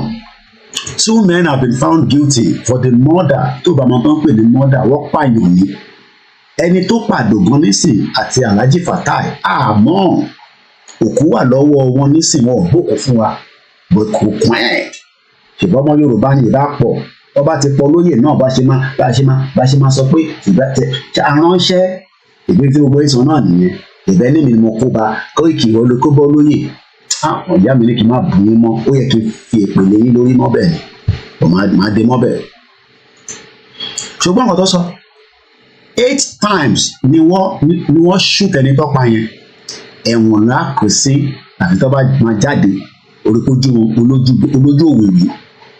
so tó bá rò pé mo máa ń condemn Nàìjíríà crime tó ń bẹ ní UK ó fẹ́ ju ti Nàìjíríà lọ bọ̀ òfin ọwọ́ máa bà wọ́n ta ló pa Mohbad ta ló pa justice for Mohbad èmi náà wá justice fún èmi kan wá justice fún ẹ̀yìn tí justice needed òun wá justice fún Mohbad ó ti wá justice fún ìwọ fúnra rẹ̀ ìwà kọ́kọ́ wá justice fún rẹ̀ ìyẹn la ti ń pariwo Yorùbá nation kí lè lè ṣe drug dealer lélẹ̀ drug àtẹ̀dúpẹ́pẹ́ díẹ̀ lè tẹ̀ ṣiṣẹ́ díẹ̀díẹ̀ bó ṣe mú Ìgbò lọ mú Yorùbá wọn náà wọn businessman tó bá gbé drug yẹn dé Amẹ́ríkà tó gbé dé UK tó gbé dé Europe tọ́bọ̀ máa padà dé wá di business woman gbogbo Èkó pátá lálẹ́mọ̀ṣọ́ pátá gbogbo bẹ̀yẹn wọ́n ti infiltrate pẹ̀lú drugs.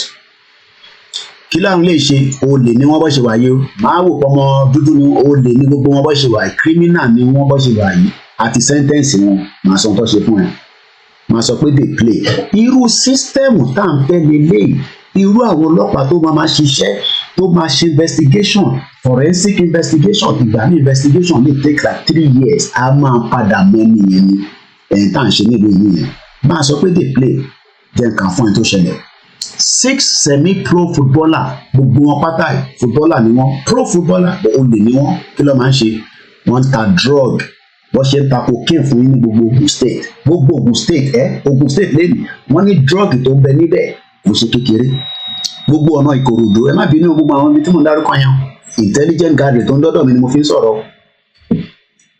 àdènà ní gọ́ọ̀mẹ̀ntì àná níjọba ẹ jẹ́ nǹkan fún yín 6 semi-pro footballers have been caught supplying cocaine in London with an estimated street value of £208 million. ìwọ náà fẹ́ wọ UK àbí ìtòhun ẹ̀ wá ṣe lélẹ̀ ẹ̀wọ̀n ló kù sí wàláì ṣòro pàwọ́ ká wà nílùú ẹ̀ náà mọ̀ ṣe torí àwa hard working ni ẹ̀gbọ́n mi Peter Ọládélé nísìn á ti lọ resume àbí kó máa fẹ́ máa gbéra báyìí nísìn 7 to 7 ni lórí ìdúró àwọn alẹ́ ẹ̀gbọ́n yàn fún mi lówó tó pọ̀ fún mi £20 máa lè o rò pé drug ló ń ṣe nílùú yìí àwọn tó ń ṣe cocaine gan ní fún yín lówó òun náà ti sentence gbogbo wọn wọ́n wá fún wọn ní ọdún tó pọ̀ dáadáa Adam Pepe ewúrà pé tó máa wà ní to the first hand side on the left òkàbọ̀ yìí máa ń torúkọ wọn nìyẹn ọmọ 35 years old ni wọ́n jẹ́lẹ̀ fún 29 years but wọ́n náà ti reduce ẹ̀ sí 24 Shakil èyí tó tẹ̀lé number 2 láti left hand side ni ọmọ 29 years old North Kensington wọ́n jẹ́lẹ̀ fún 26 but wọ́n reduce ẹ̀ sí 18 years and 9 months. èyí tó tẹ̀lé tó dàbí ojú òwìwí Jamil Joseph ọmọ 28 ní Wembley.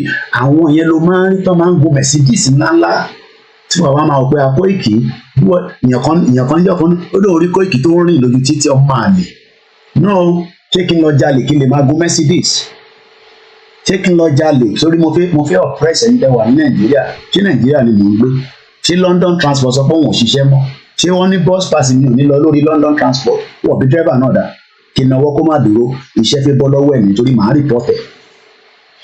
Cut your coat according to your size. ẹ̀rín tẹ̀sẹ̀ ń dé má sáré tó máa lọ fi ṣubú sínú prison ẹ̀wọ̀n ló kù sí. tó bá ṣẹ̀ dé UK farabalẹ̀ iṣẹ́ ló wá ṣe mo sọ fún ẹ fàwọn ọmọ kéékèèké yẹn sílẹ̀ fàwọn ọmọ yẹn sílẹ̀ fídíò fáìlì ló máa classify yẹn sí bíbá yóò ṣe Nàìjíríà má fọmọ sínú ilé lọ faṣẹ́ tó bá fọmọ sínú ilé lọ faṣẹ́ tó bá ti mú ẹ wọ́n gbọmọ lọ́wọ́ ẹ nìyẹn máa sọ pé dey play ìwọ tó ṣẹ̀dé ní mò ń sọ fún. The next one, Milechi Emmanuel, ọmọ 29, wọ́n jẹ́lẹ̀ fún 29, but wọ́n náà bá reduce it 14 years ló máa lò. And the last one, Luki Saki, 36 years old, wọ́n jẹ́lẹ̀ fún 22, ó máa lò 13 years. These are criminals, okay? So mama sori bó ṣe ń gbé drug yẹn lélẹ́yìí, investigation máa monitor wọn, sori bó ṣe ra gbé drug yẹn lọ, inú safe storage lọ́nà yẹn o. Sori bó ṣe monitor wọn. Drug ni o wàá rò pé big boy ni wọn kò mọ̀ ọlọ́pàá ń ṣọ́ wọn kò mọ̀ ọlọ́pàá ń ṣọ́ self storage nílé nísìn nǹkan mo ti lo self storage rí torí drug ló wà lọ́wọ́ ẹ̀yìn o torí bó ṣe fine ìwọ fine girl wá sí Nàìjíríà ìwọ àwọn ibà sáré wá Nàìjíríà ní sinmi kò gbẹ pòpòpòpòpò wàá kọ́ lóyún fún drug dealer torí wọn. They are all drug dealers big boys ní London. Ọlọ́run lè jẹ́ káwa jẹ́ big boys àwa cut our coat according to their size. wàá tún rí mọ́tò tó máa lò sórí kò mọ̀ pọ́lọ́pàá ń ṣọ́ wọn. irú system tá à ń fẹ́ ní ilé ìtọ́lọ́pàá máa monitor gbogbo yín ẹ̀yin olè ẹ̀yin criminals tá a máa wá make sure pé a máa lock yín sínú prison torí ẹ ti fi ní gbogbo àwọn èèyàn wa lára sórí wọn sórí pé drug sórí ọ̀nà ọlọ́pàá ń ṣọ́ wọn. ọlọ́pàá ní time níta ṣe gbọ́ ọlọ́pàá pé kó máa ṣiṣẹ́ nìyẹn kò dàbí Nàìjíríà tọ́lọ́pàá ò ní ṣiṣẹ́ fún yín olówó nìkan lọ́lọ́pàá ń ṣiṣẹ́ fún kò ṣiṣẹ́ fún mẹ̀kúnnù. This is what Baba Akintoye is talking about. We don't want those kind of lifestyle. mo kàn ń bọ̀ ṣó yín lédè láàárọ̀ kó má bàa rò pé Koiki Nàìjíríà tó máa àtàkì ṣé kò sí crime ní UK ni ó pọ̀ rẹpẹtẹ crime tó wà nínú ìlú yìí ó ju ti Nàìjíríà lọ but à ń níbẹ̀ à ń sentence wọn torí pé olè ló lè ń jẹ́ torí wọn torí gbogbo cocaine yẹn bó ṣe ń supply ẹ̀ wọ́n ní wọ́ọ̀tì 208 million wọ́n wá fi lè wá fi ba ayé jẹ́ fún gbogbo àwọn ọmọ wa tó ń gbé nílùú òyìnbó wọ́n á máa force wọn kọ́ lo drugs àwọn ọmọ yẹn wá di yàgàyàgà torí gbogbo ẹ̀.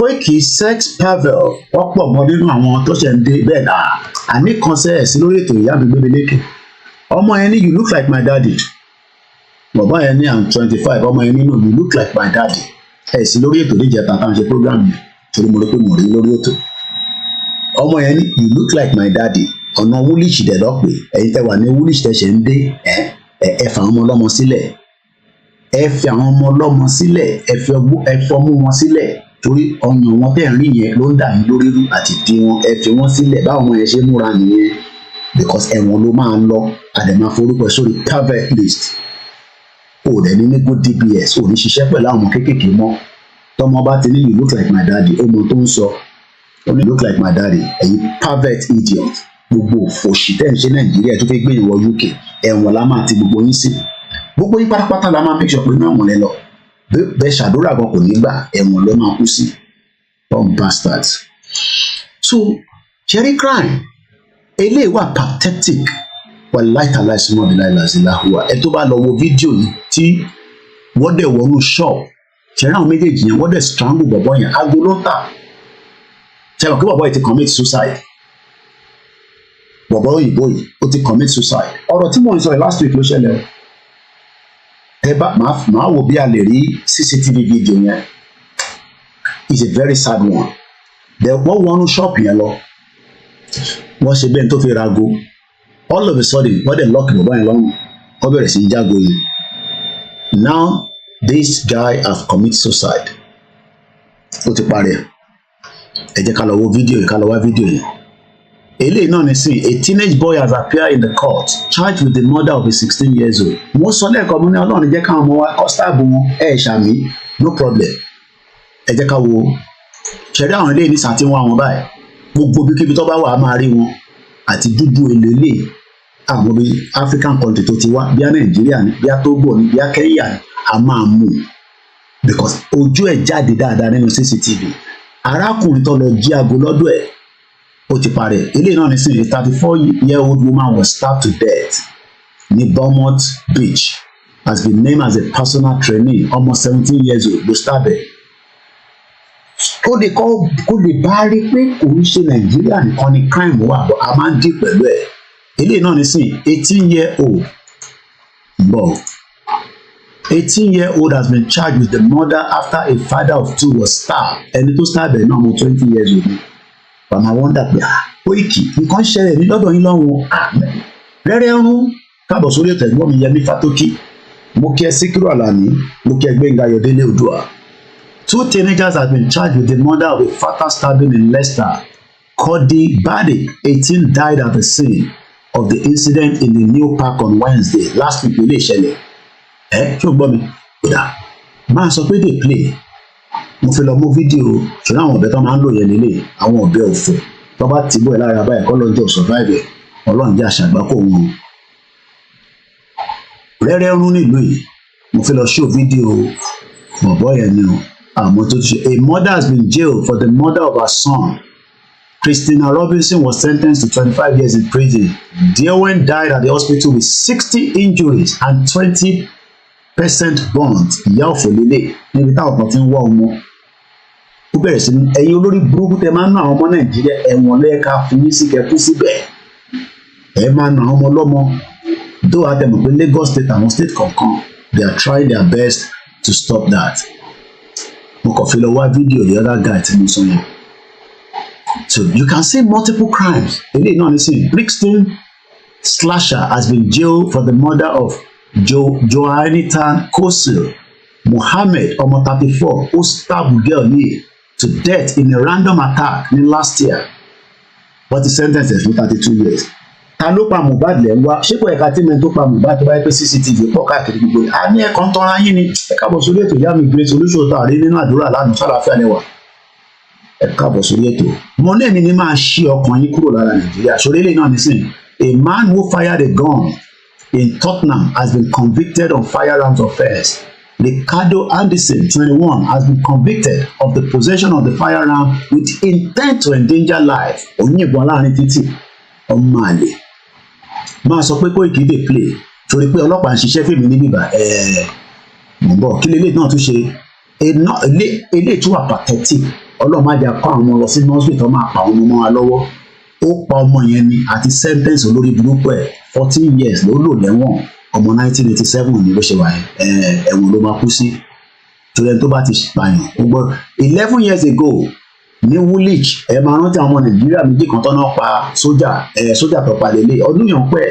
11 years ago Lee Leverage àwọn ẹ̀gbọ́n mi triple DRS àwọn máa mọ gbogbo ilé dáadáa tí àdúgbò wọn ní Woolwich. Bọ̀bọ́ yẹn àwọn ọmọ Nigerians méjì ológun kú tó ti di Islamic radical terrorist. Wọ́n pọ̀ nílẹ̀ Yorùbá lè ní o àmọ́ wọ́n ṣe ẹ̀sìn kan ló ń ṣe o ẹ̀sìn làwọn yẹn ṣe terrorist ni wọ́n. Gbogbo àwọn yẹn ló ń bọ̀ wá ṣe jàǹbá fún wa tá a bá tètè kúrò ní Nàìjíríà. Wọ́n pa bọ̀bọ́ yìí ní 11 years ago. Mo rántí story yẹn dáadáa. Àwọn Nigerians méjì àkókò ló ń bọ̀ ẹ̀jẹ̀ lọ wọ́jú wọn jáde. Ẹ̀wọ̀n ló wà báyìí nísìnyí, ẹ̀wọ̀n ló máa kú sí. Mo bọ̀ màá sọ àwọn tó pa wọ́n. Who killed who killed him?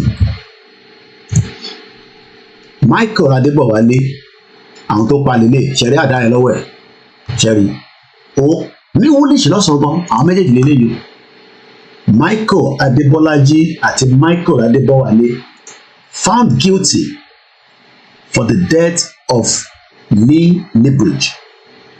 2 men have been convicted of murdering a soldier in a broad daylight near a military barracks in London in the first Al-Qaeda inspired Cherry Yoruba mọ̀mí adé mo mọ̀ pé triple rs máa rántí dáadáa ó ní Akínbọ̀lájí àti Adébọ̀wálé ojú wọn lè rí bó ṣe pọ̀ nílẹ̀ Yorùbá ni wọ́n ti di terrorist ẹ máa sọ pé ní ìkàwé pé ẹni ẹ̀fẹ́ pọ̀ jù títí níbẹ̀ nìjẹ́ ṣẹ́rí bí tọ́rọ̀ tó tún gbé wa dé nísìn ṣẹ́rí pé ibì kan la ti ń bọ̀ tẹ́lẹ̀ ẹ mọ̀ pé láti bẹ̀rẹ̀ la ti ń bọ̀ fídíò tí mo ṣe ń wá gan mò ń fẹ́ sáré wá yẹn ká lè portrait ibẹ̀ yẹn tẹ bá follow page ẹ máa kànú pé Koiki ṣe ní London yìí náà ní gbogbo ilé tí ń ṣẹlẹ̀ mẹ́wàá ń ṣẹlẹ̀ ní mo sọ fún ẹsẹ̀ kí fídíò yẹn ò sí níbí báyìí but fídíò yẹn wà lórí fídíò tí bọ̀bọ̀ tí mò ń sọ tí ó commit suicide yẹn ó wà lórí social media anyway wọ́n lọ rọ́ọ̀bù ṣọ́ọ̀bù yẹn bọ̀bọ̀ yẹn ti commit suicide sí kọ́lọ̀ fún mi kẹ ìyẹn òyìnbó yìí mo lè lọ wá fídíò yẹn jáde properly but to the head boy yà mí lẹ́nu pé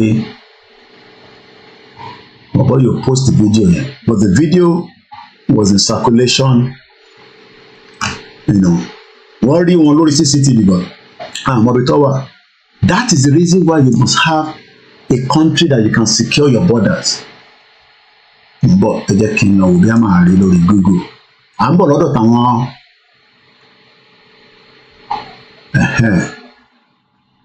wọ́n fẹ́ wọlé bí a máa rí fídíò ní bíbá bọ̀bọ̀ yẹn lélẹ̀ ó ti commit suicide but ẹni tó pa gangan ni mò ń wá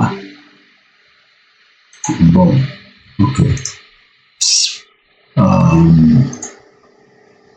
bọ̀ watch dealer fídíò ni mo wá mo fẹ́ kẹ́ rí fídíò yẹn ó wà pathetic gan ok daily mi lè show fídíò yẹn nígbà tó lọ rọ́ọ̀bù ṣọ́ọ̀kì yẹn ó rà pé fídíò yẹn lè mú bọ̀ it's a very sad one nígbà tí mo gbọ́ pé bàbá yẹn ti commit suicide ó sad gan bàbá ní kan sad ok àwọn tó lọ rọ́ọ̀bì lélẹ̀ bọ̀kúlẹ́dé tí gbogbo wọn lọ fídíò yẹn má ṣe commit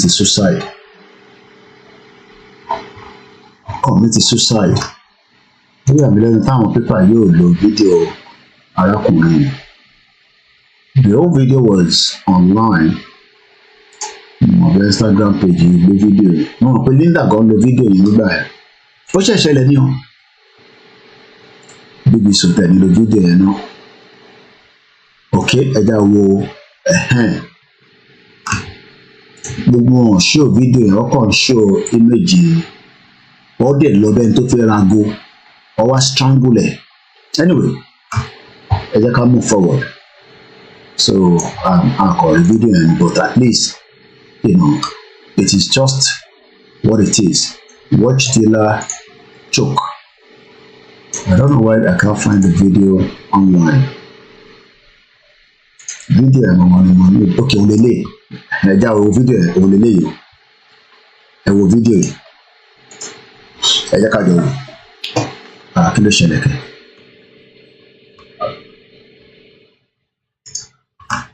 ẹ jẹ́ ká wo video yìí arákùnrin yẹn agolo máa ń tà ó lè làwọn méjèèjì ṣẹ́rí bó ṣe chókè ẹ jẹ́ mẹ́tì sáwùdẹ̀ ìtókù ìkejì wá sáré jẹ́ àwọn àgbo yẹn ṣẹ́rí bí yẹn ṣe chókè bó ṣe chókè mo kí ẹ Prince Adeshitu ìyá mi Grace Olóṣètò ni there are so many crimes done in diaspora but hardly will such people go without justice. There must be because they have fear of God and humanity in them. But in Nigeria, justice can't be done in fear. Do you see it? Ṣé bó ṣe lọ́ọ̀kì bọ̀bọ̀ yẹn ọwọ́ bẹ̀rẹ̀ sí jí aago yẹn ìyẹn máa bẹ̀rẹ̀ sí kó aago yẹn sínú báàgì bọ̀bọ̀ dúdú yẹn máa bẹ̀rẹ̀ sí kó aago yẹn ṣẹ́rí ràn ilé nísìn àwa Nàìjíríà nísìn abẹ́rẹ́ sí ṣẹ́rí pé kò wọ belt àwọn tó máa ń gbé ṣòkòtò sídìí ẹ̀ àwa Nàìjíríà nísìn a máa ṣe big boy àgbà hòtẹ́ẹ̀lì akọ́mọdé síbẹ̀ a máa mọ tí ẹ̀ nímọ̀ pé ó lè ló ń jà lábroad ṣẹ́rí hàn ṣẹ́rí ó tún èyí tó wà lórí tébù ló tún wà yẹn ṣẹ́rí pé ó dábàá ṣe rí fídíò yẹn bọ̀bọ̀ tán chókì yìí ó ti commit suicide ó ti parẹ́ that is what crime can do àwọn wá sọ pé wọ́n ṣe crime nílẹ̀ Yorùbá kò dẹ̀ ní pain sí wọn lára torí pé o like KOIKIMEDIA ṣé èmi ni problem Nàìjíríà ṣé bàbá Akíntóyè ní problem Nàìjíríà ṣé Ìgbòho ní problem Nàìjíríà máa sọ pé dey play torí crime torí ràn tóun aago méje ló ṣẹ̀fẹ̀ lọ rò ní lọ́dọ̀ wa ní bíbá mo kí gbogbo ọlẹ́ẹ̀kan sí i can you see it ṣé o rí wọn but a máa rí wọn kò síbi tó fi sá lọ ìwọ nísìnyí wọ́n máa tago yẹn fún ẹ nísìnyí wàá gbé lọ sí barber shop wọ́n máa tà káàkiri ṣé o rí wọn wọ́n máa mú wọn because the CCTV saw them for the fact that pé bọ̀bọ̀ ìtiwájú commit suicide ọ gbọ́dọ̀ ṣe kéèsì ṣorí bọ̀bọ̀ yẹn nísìnyí ilé tó kì lọ́rùn yẹn wọ́n máa wá based on ṣòro ọ́fíìsì bọ̀bọ̀ yẹn lọ́wọ́ ṣorí oníkómọ́kù jáde ṣorí ọ́fíìsì sọ lọ́wọ́ àtẹsẹ̀ kábíyèsí lẹ́dùnmáre nǹkan ṣẹlẹ̀ ọlọ́run ajá ṣàgbákò nílùú yìí so now ẹjẹ́ àfihàn sílẹ̀ ṣùgbọ́n ara àwọn eléyìí ní bíríjì yìí àwọn Islamic fundamentalist terrorists wọ́n ti wà nílẹ̀ Yorùbá ẹ máa sọ pé dey play ọ̀sán kan òru kan lọ́sàn gangan làwọn ilé wọ́n ṣàbọ̀bọ̀ ìpa wọ́n ṣàbí ẹran àwọn méjèèjì tó ń wọ ọmọ Yorùbá ni wọ́n ti lọ gba ẹ̀sìn mọ́ wèrè Michael ẹ̀yin dáwà lórí mixella Ògúnmọ́lá ẹni up to 5 minutes because 2 hours ti lọ lórí ẹ̀ láti darapọ̀ mọ́ wa lórí other platform mo kí ẹ káàárọ̀ brother mi àwọn méjèèjì àmọ́ bí wọ́n bí wọn gẹ́gẹ́ bí mùsùlùmí ni wọn but bí ṣe gbọ́ bí ọ̀dà kan convert ni wọn on the left is Michael Adebolaji to the right is Michael Adebowale have been found guilty of murdering Lee Bridge boy ó ti pé 11 years. Adebolaji look at the press and kisses his Quran as he was taken to the court cell. Ó tún kiss the Quran. Má ṣe o. Ọmọ Yorùbá. Kódà. Ẹ jẹ́ ká tẹ̀síwájú. Ẹ jẹ́ ká wá padà sórí how many hours starting though? We have just about 40 minutes left. So mo ti show yín ní many areas láàárọ̀ yìí. Okay, they were converted to Islam. I know that they were Christian. Wọ́n convert to Islam. But Islam táwọn convert sí. Islam pàyànpàyàn làwọn convert sí. Mo kí àwa Ìfagbemilékè. Ìsìlámù ti yí wọn lórí. Terrorist ni wọ́n bá ṣe wà yẹn. Wọ́n pọ̀ nílẹ̀ Yorùbá. Ẹ máa ní make we dey play. Ọlọ́run jẹ́ àṣàgbákò wọn. So now let's come out. Ká wá lọ ka díẹ̀ nípa tí bàbá Akíntóyè ní ká máa kà fún yín ká fi yẹn ṣe ká fi kásẹ̀ ètò yìí nílẹ̀ lẹ́ẹ̀kan sí i ṣẹ̀rá àwọn ìyá ti yálà wọ́n ní he is asking for Oduduwa nation ẹ jẹ́ kọ́lọ̀ arrest Sunday Igboho àwọn wèrè self-determination is not a crime má jẹ́ kí n kankan sọ fún ẹ pé intan béèrè fún crime ni ẹ̀tọ́ wa ni benefit a máa rí níbẹ̀ òun ló ń wò níwájú yìí ọ̀pọ̀lọpọ̀ benefit tàbájọ dé ilẹ̀ lérí ìwọ tó ní kò ní wá sí ìmúṣẹ ìwọ ló máa lọ àwa sì máa wà ní bíbá ẹ̀ kò sí tí Tinubu lè ṣe pẹ̀lú fraudulent constitution yìí kóhùn kó sáré gbẹ̀gbẹ̀gbẹ̀ kóhùn kó jù sókè kó jù sílẹ̀ nothing can come out of Tinubu's government 1 year of Tinubu's in office what is your life like? Báwo ni ilé ayé ẹ̀ ṣe rí látìgbà tí Tinubu ti dórí oyè? Has anything changed or is it still the same? Tó bá dẹ̀ yẹ pé ó ti change ṣé bẹ́ẹ̀ náà lórí fún gbogbo ilẹ̀ Yorùbá àbí tọ̀dọ̀ tí ẹnìkan ló ń rò? Ǹjẹ́ òun tẹlòmíì? Mo kí gbogbo ẹ̀yin yẹn wa. Let's now read a little bit further látara tí bàbá Akintoye tó fi ṣe pé ká máa fi bá yín sọ̀rọ̀. Gbogbo àwọn ìlú pátá tí British colonize òun lẹ̀ ń wò yìí. Mo kí ẹ̀yin tí ẹ ń bẹ lórí Mixlr, ẹ darapọ̀ mọ́ wa lórí àwọn platforms tó kù. Thank you so much. Now, as we are going into the last part of the program this morning, remember that nobody wants you to be free, but we will have to do what needs to be done to be free. We are not Nigerians. Evidence are pointed. Many people have talked about it. Self-determination is the inalienable right. We don't want to be part of Nigeria because the fraudulent amalgamation everybody knows is not working. And that is the reason why we are now saying, let us go our separate ways, and let's read further from this report again this morning. We Yoruba have suffered abominably in independent Nigeria, and we have decided to exit Nigeria. But then, since the time of Nigeria's independence in 1960, our being part of Nigeria has been pulling us down. Nigeria's former colonial overlords, the British, laid for Nigeria the foundation of decline and failure by manipulating everything: the constitution, population census, regional boundaries, the pre-independence election to establish the small Fulani nation in a position of unseasonable dominance over Nigeria. The Fulani are non-indigenous to Nigeria, are the least educated people in Nigeria, and are mostly a nomadic cattle-herding people living in the wild, unable to understand the nature of a modern country. They embark on making themselves the new colonial overlords of Nigeria, and thereby launch Nigeria into a culture of impunity, process manipulations, massive public corruption, fearsome economic decline. In spite of Nigeria's great wealth of natural and human resources, and though Nigeria became one of the world's largest producers and exporters of petroleum from about 1970, Nigeria's economy has declined relentlessly. By 2018, an international agency classified Nigeria as the home of the most world's extreme poverty, which we showed you just about a few minutes ago. As we go further, today, 2024, leading persons in the management of Nigeria, former governors of the Nigerian Central Bank, serving ministers in the Nigerian federal government, etc., are publicly admitting that the Nigerian economy has collapsed. All over the country, the poverty is fearful, visible.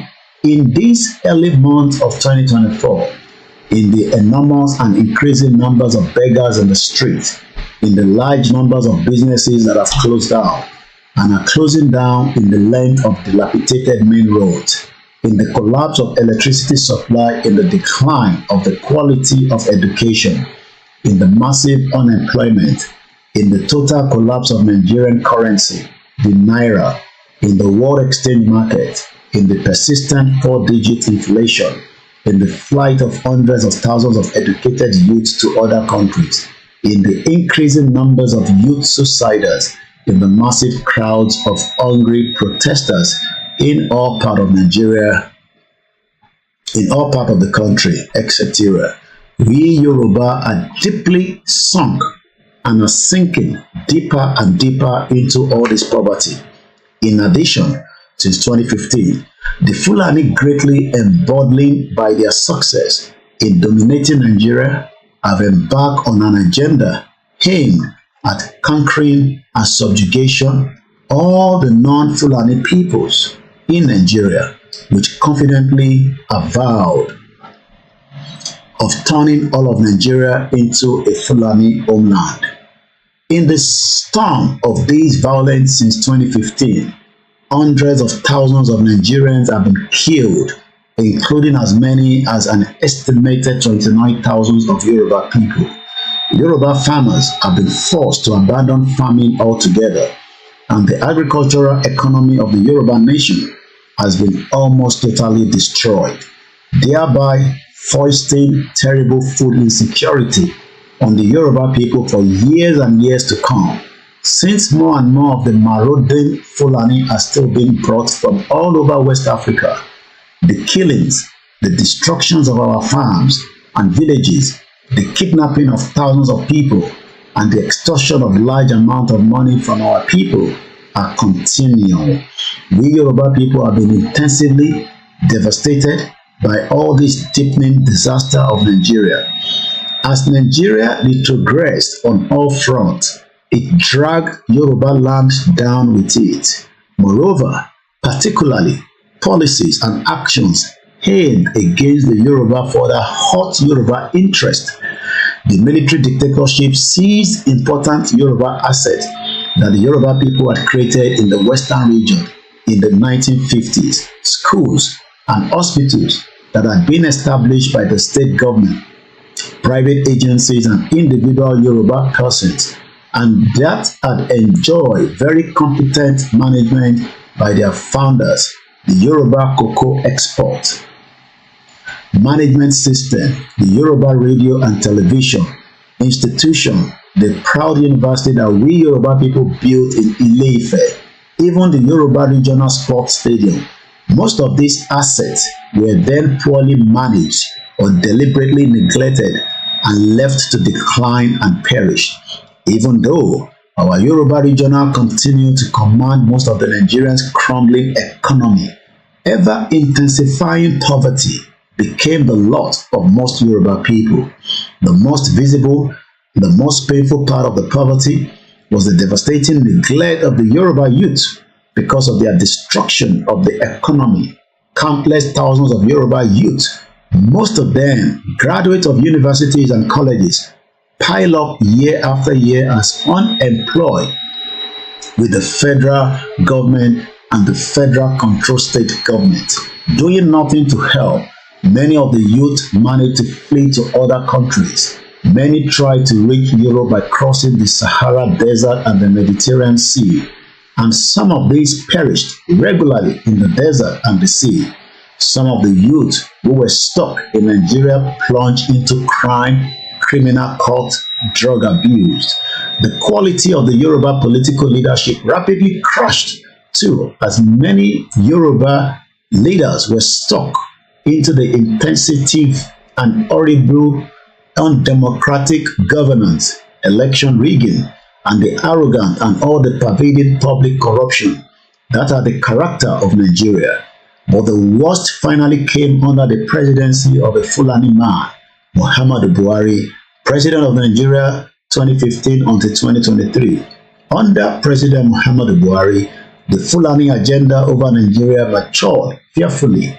It was advanced with two initiatives and from two directions. The highest objective of the Fulani agenda is that the Fulani must conquer all the indigenous peoples of Nigeria, turning the indigenous homeland into one Fulani homeland, enslave all the indigenous peoples. The success achieved by the agenda are already staggering. First, the Fulani have succeeded greatly in propagating a doctrine among the masses of uneducated and poor Fulani people of all of West Africa. The doctrine that Allah has given all the land of Nigeria to the Fulani nation that has never had a homeland, and that the Fulani are to possess it all by conquest. Hundreds of thousands of Fulani from most countries of West Africa, influenced by this propaganda, have relocated to Nigeria to partake in the conquest and violent possession of Nigeria. It is a phenomenon propaganda success. President Muhammadu Buhari directly aided this success by announcing that people are free to come to Nigeria from any part of Africa without passport or entry visas, a coded message to the masses of illiterate Fulani flocks. The masses of the Fulani Mujahideen, militarized masses of poor flocks that are being brought to Nigeria, served as the foot soldiers of the violent conquest initiative spreading all over Nigeria, killing, maiming, destroying farms and villages, raping women, kidnapping people and extorting ransom, forcing countless farmers to abandon farming, seizing and renaming villages all over the Nigeria Middle Belt, establishing hideouts in countless forest locations in most parts of southern Nigeria, including Yoruba land, spreading out violence from there. And then there is the government-based aspect of the Fulani agenda.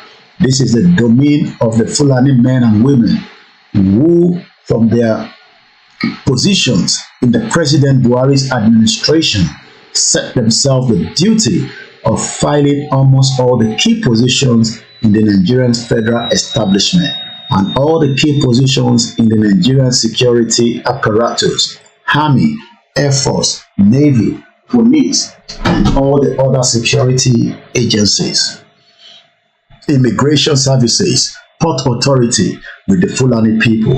By the end of President Muhammadu Buhari's presidential term in May 2023, the Fulani had succeeded greatly in taking over Nigeria's federal government and its security forces. Altogether, the Fulani had by early 2023 come close to their dream of the conquest of Nigeria.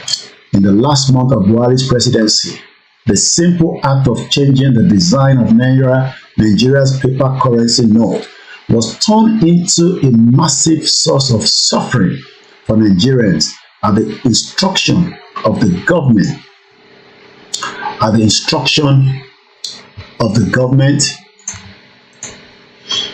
People surrender their old currency note to the banks, but when people demanded the new note, the bank usually had none to give. Therefore, even the rich people who own large amount of money in the banks had no cash to spend. Commercial life fell into utter chaos. People were desperately rushing to banks and fighting bank officials, forcing bank officials to flee over walls and fences. In many towns, people destroyed or burnt down banks' buildings. Desperate men, women stripped naked in the banking hall. Some committed suicide. Across the country, many banks closed down because of the angry crowd in front of the banks. It became a hazard to go to the banks in most parts of the country. The Nigerian Supreme Court ruled that the old currency note should return to circulation, but the executive government ignored their ruling. The cause of all this destructiveness is the incompetence of the Nigerian government, coupled with the government's constant strategy of imposing poverty and want on the people in order to make them more controllable, subdue them. Virtually all Yoruba people now want their Yoruba nation to quit Nigeria. Nigeria is no longer one country. It is a chaotic stack of insecure, distressed, mutual hostility, nationalities, a failed state in the estimation of the informed world. The two things now keeping the chaotic stack together are first, the common people's fear of more blood, and second, the resolve of some of the elite of various peoples of Nigeria to hold on to their shares in the Nigerian culture of public corruption, and the timidity and insensitivity of most of the rest of the elite to act purposefully and decisively towards peaceful separation of their various nations from Nigeria. As things are going now, a blood-soaked dissolution is becoming inevitable. On February 24th and 26th, and let me just add this to buttress that side that Baba Akintoye just told us, that the blood-soaking now is going to be inevitable if nothing is done as quickly and as swiftly to stop what is about to be unleashed on you and me and many Nigerians, due to the fact that things have not turned around since even the 1 year of this failed government called APC, a criminal government that have brought poverty. This is what Pastor Emmanuel Femi said regarding that section, that there is going to be an imminent war if things are not taken care of quickly by President Bola Tinubu. My name is Oluwole Koiki. You're watching, listening to Koiki Media Live, Yoruba Self-Determination, no going back. Good morning, Mr. Ola Niels, and just raising a very good morning to you. I pray God will give Asiwaju the courage to do it, because it will affect even himself. It will affect all the APC powers. It will affect all the MDs of banks. The MDs of banks are the destroyer of this system. The powerful, the high and the mighty. He is stepping on their toes. I pray God give him the grace to do it. The next thing he should do, tell him if you know him, is to restructure this country. Nigeria is a fraud. One particular tribe repressing the whole of us.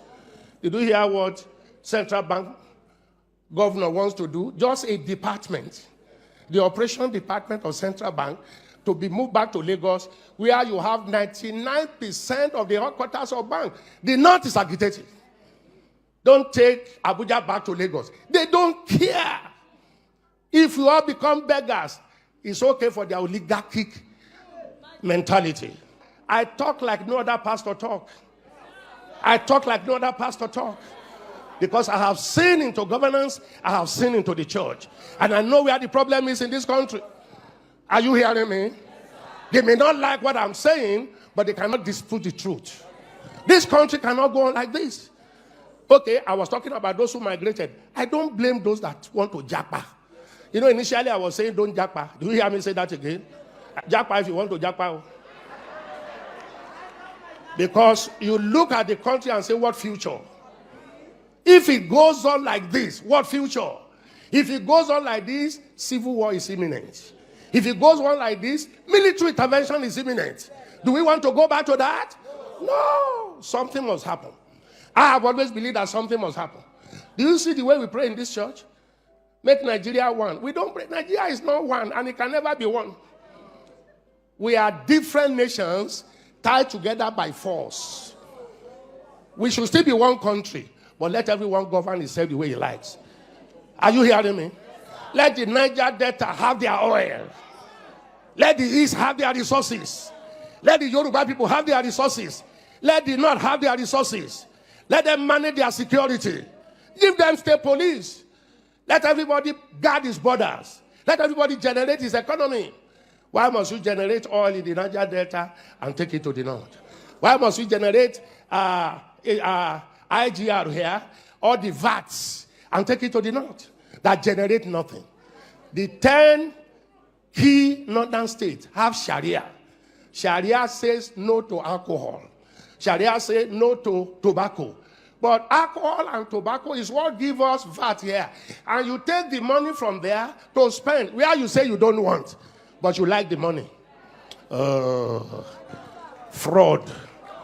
Fraud. Fraud. Fraud. Unfairness. Injustice.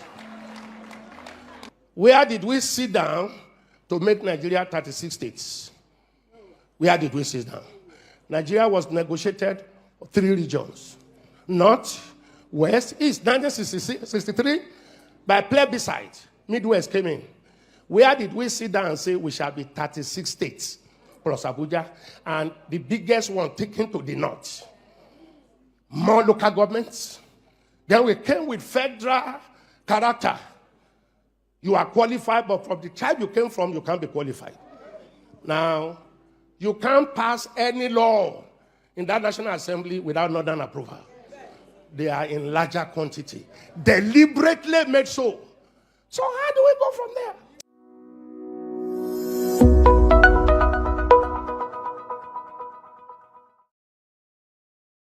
Good morning, Mr. Adebayo Okikiola Emmanuel. Good morning, Iyawa Amudalat Owoyemi. Ẹ káàárọ̀ Koiki rally kò bẹ̀rẹ̀ padà ní kíákíá. Yemi Olakunle, good morning. Ifanimole Aye, good morning. Olaitola Tayo, good morning. Dennis Otto, good morning. Ola Nails, good morning. Well, you can see that I've been able to buttress what Baba Akintoye wrote, that the blood will soak. That is one of the reasons why people are scared to support this agitation. But one thing is, even if you don't support it, you are likely still to get caught up along the line.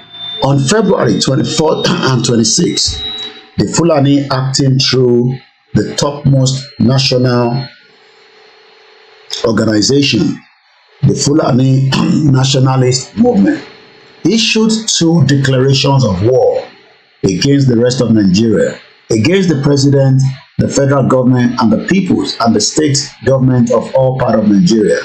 Their statement announced that they did not accept the president of Nigeria as their president, that they would overrun Aso Rock, the seat of the federal government, take Aso Rock and use it as a base for conquering the peoples and the government of Nigeria, that they will burn down everything in Nigeria. Their declaration then ordered all Fulani to proceed immediately to all parts of Nigeria to fight and bring down all the government. Following their declaration of war, the Fulani immediately commenced war against all sections of Nigeria. In Yoruba land on January 25th, 2024, on the Lagos-Ibadan Expressway, the busiest highway in Yoruba land and in Nigeria, Fulani militia men burst on the highway from the forest, forced a local chairman of a national political party out of his car, kidnapped him into the bush, and later demanded 200 million naira for his ransom. On January 27 in Kwara State, Fulani kidnappers abducted a student from the campus of Ilorin University.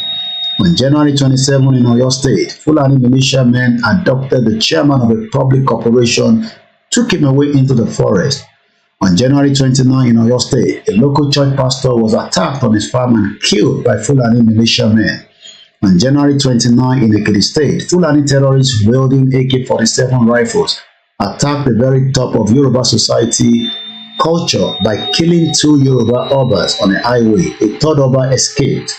On January 30, on the road south of Ekiti State of Emure, in the far south of Ekiti State, Fulani kidnappers kidnapped 14 school children, returning from their school in their school bus, and later demanded 200 million naira for their ransom.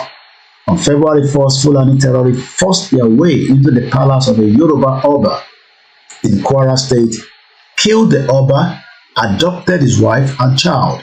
On February 7, the Fulani ambushed an Oba in his farm in Kogi State and killed him. By this crowded series of attacks, the Fulani have served notice to the Yoruba people that no Yoruba person of any status should be considered safe in any part of Yoruba homeland, in their homes or place of work, on the open highway. And as usual, we always have something just to back that again with this particular video that we are going to add to that before we read the last part of that particular manifesto report that Baba Akintoye asked us to be using to enlighten and educate ourselves on all the reasons why the Yoruba people should now have no reasons to stay within Nigeria, since Nigeria has failed to protect us against all this crime that we've just talked about. But many Yoruba people still believe that things will change. Listen to this as we play this. Which is it for you, Dr. Obadiah? Do you think the government is unwilling or unable to protect the people of Southern Kaduna? In fact, it is not only unable, it is unwilling, and we have good reason to feel that they are part and parcel of the killers. Let me make some revelations to you. That's a very big allegation, Dr. Obadiah. The government is part and parcel of the killers. Yes. That's big. Yes. Yeah. Okay. How will the government just say, oh, it is revenge killing and so on? Then you leave it there. Oh, because it is revenge killing and so on and so forth. The body language of this administration, the body language of the state government shows clearly that they have a hand in the killings. No doubt about it. Because, you see, General Abacha, and people don't give him his due. Do you think you would have tolerated such nonsense? And let me make some revelations, because some of us also have our own intelligence networks. Okay. Have met with some of the bandits. We have met with some of their high commanders. one or two who have repented. They have sat down with us, not once, not twice. They told us that one of the northern governors is the commander of Boko Haram in Nigeria. Boko Haram and the bandits are one and the same thing. They have a sophisticated network.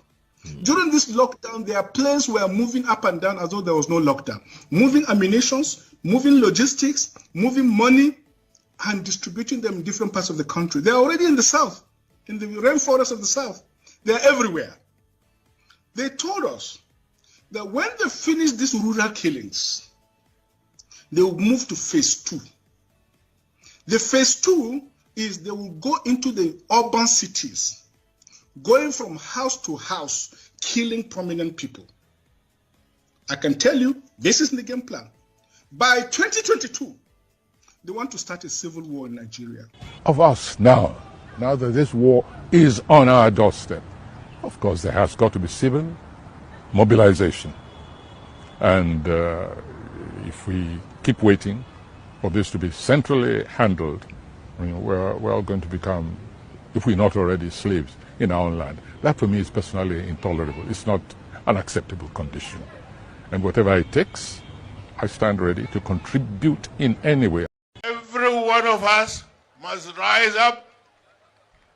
The armed forces are not neutral. They collude. They collude. They collude with the armed bandits. They kill people, kill Nigerians. They facilitate their movements. They cover them. If you are depending on the armed forces to stop the killings, you will all die one by one. If you don't allow we Biafrans to go, that zoological republic called Nigeria will be a worse place than Somalia, and today it is happening. And if you have not applied for your Somalian visa, please try and do so. Should I say Somali visa? Try and do so as quickly as possible, because the zoo is on the path of destruction, and there is nothing man can do to reverse it. Mark today's date and what I'm telling you.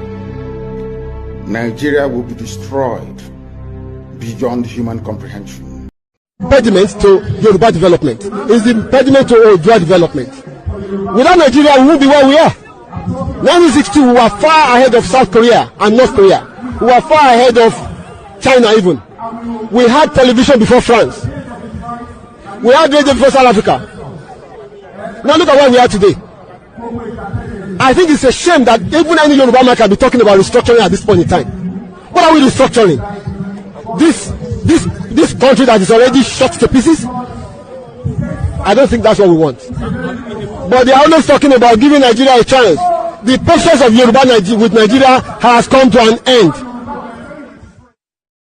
There's a new force of nature at hand, stirring all over the world. They are the young people whom, frankly, we have failed, who are angry, who are organized, who are capable of making a difference. They are a moral army. And the most important thing that we can do for them is to get the hell out of their way. Well, if we refuse to get the hell out of our way, we will do whatever is needed to make sure that our people will be free. Mo kí bàbá wa Shamsuddin Oladipupo, ìbùkún ni fún orílẹ̀-èdè Yorùbá nation. Ẹ kú iṣẹ́, sir, bàbá wa. He went further to say, kò ní bàjẹ́ fún yín, sir, bàbá wa. Adebayo Kikiola say, ẹ kú ètò. Good morning, my brother, Mr. Theophilus Akitunde. You didn't spell my name properly.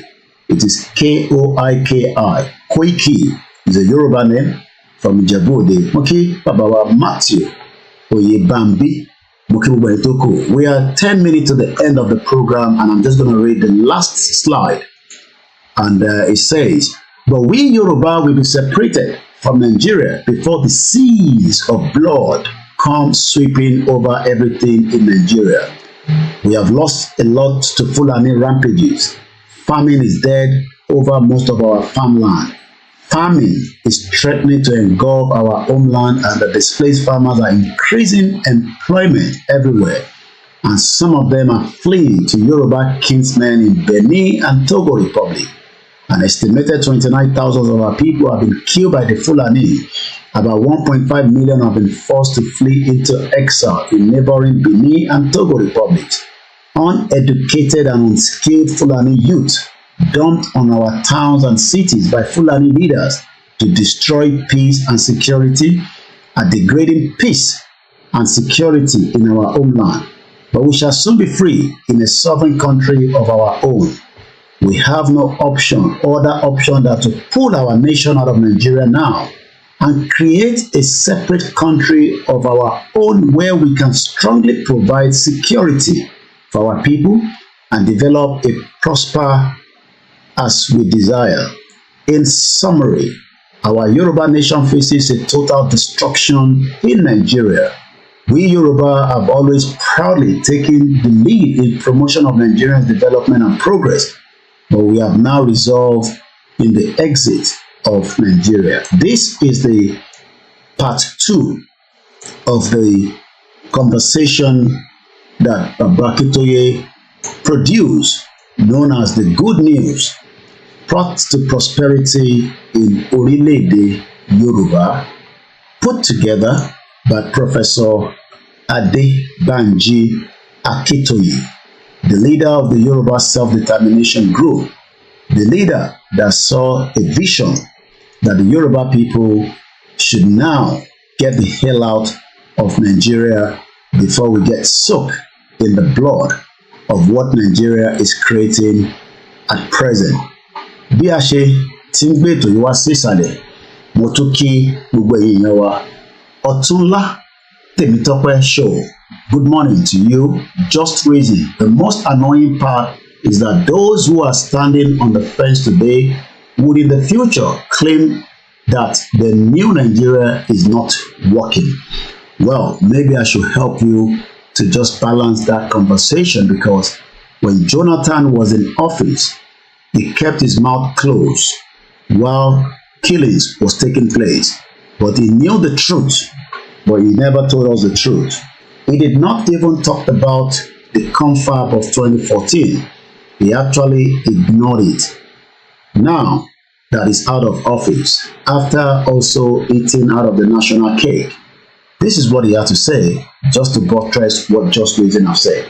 Mukiyawa, Power Kalitu, Ajala, Ajibola, and as many of you that have joined us, Babami Adeyemi Olayemi say, may his departed soul of Dr. Malafi Abadia continue to rest in peace.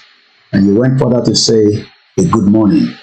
As many of you will be heading out for your day activities, I have started my day activities that would have cost me 33 pounds or thereabout if I was meant to go out and work this morning at a 3 hours cleaning job.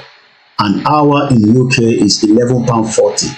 So take a look at it and say, nígbà tó bá ti jókòó tó ti ṣe 3 hours, who pays for that services? This is the reason why we say all the time, your little contribution, your support will keep this platform to still open for the purpose of the self-determination without compromising. You can do all those donations. It is voluntary. It is not a Yoruba money account I'm asking for. This is a contribution as a media personnel to support the Koiki Media platform. The account details on the screen says it is meant for us to be able to use for the work as a media. I am not a blogger, neither am I your vlog. I am a journalist, a media personnel that works hard to contribute my quota to the humanity. You can do so whether it's a First Bank account 3096808848. You can send it through a PayPal, musakalam1@yahoo.com. If you need a Zelle account, reach out to me. And if you also want to send to the UK account, 04060516906228, and is a business account, Koiki Media. Is it ethical? Yes, it is. You pay for BBC to operate under the TV license. You also contribute to other media platforms that are also working around the world. So asking for money is not something that is not allowed. It is ethical, and it will remain so as much as we can. We'll take the next video, and in the next 5 minutes, this program will be brought to an end because we've done 3 hours already. Thinking about how we've been having this conversation about the unity of Nigeria. And I reflect back at some of the prominent statements made by some of our founding leaders. And I feel that probably this will help us to have a conversation on the Nigerian unity. I just brought 4, not to bore you. First, and I quote, not my statement, Nigeria is not a nation. It's a mere geographical expression.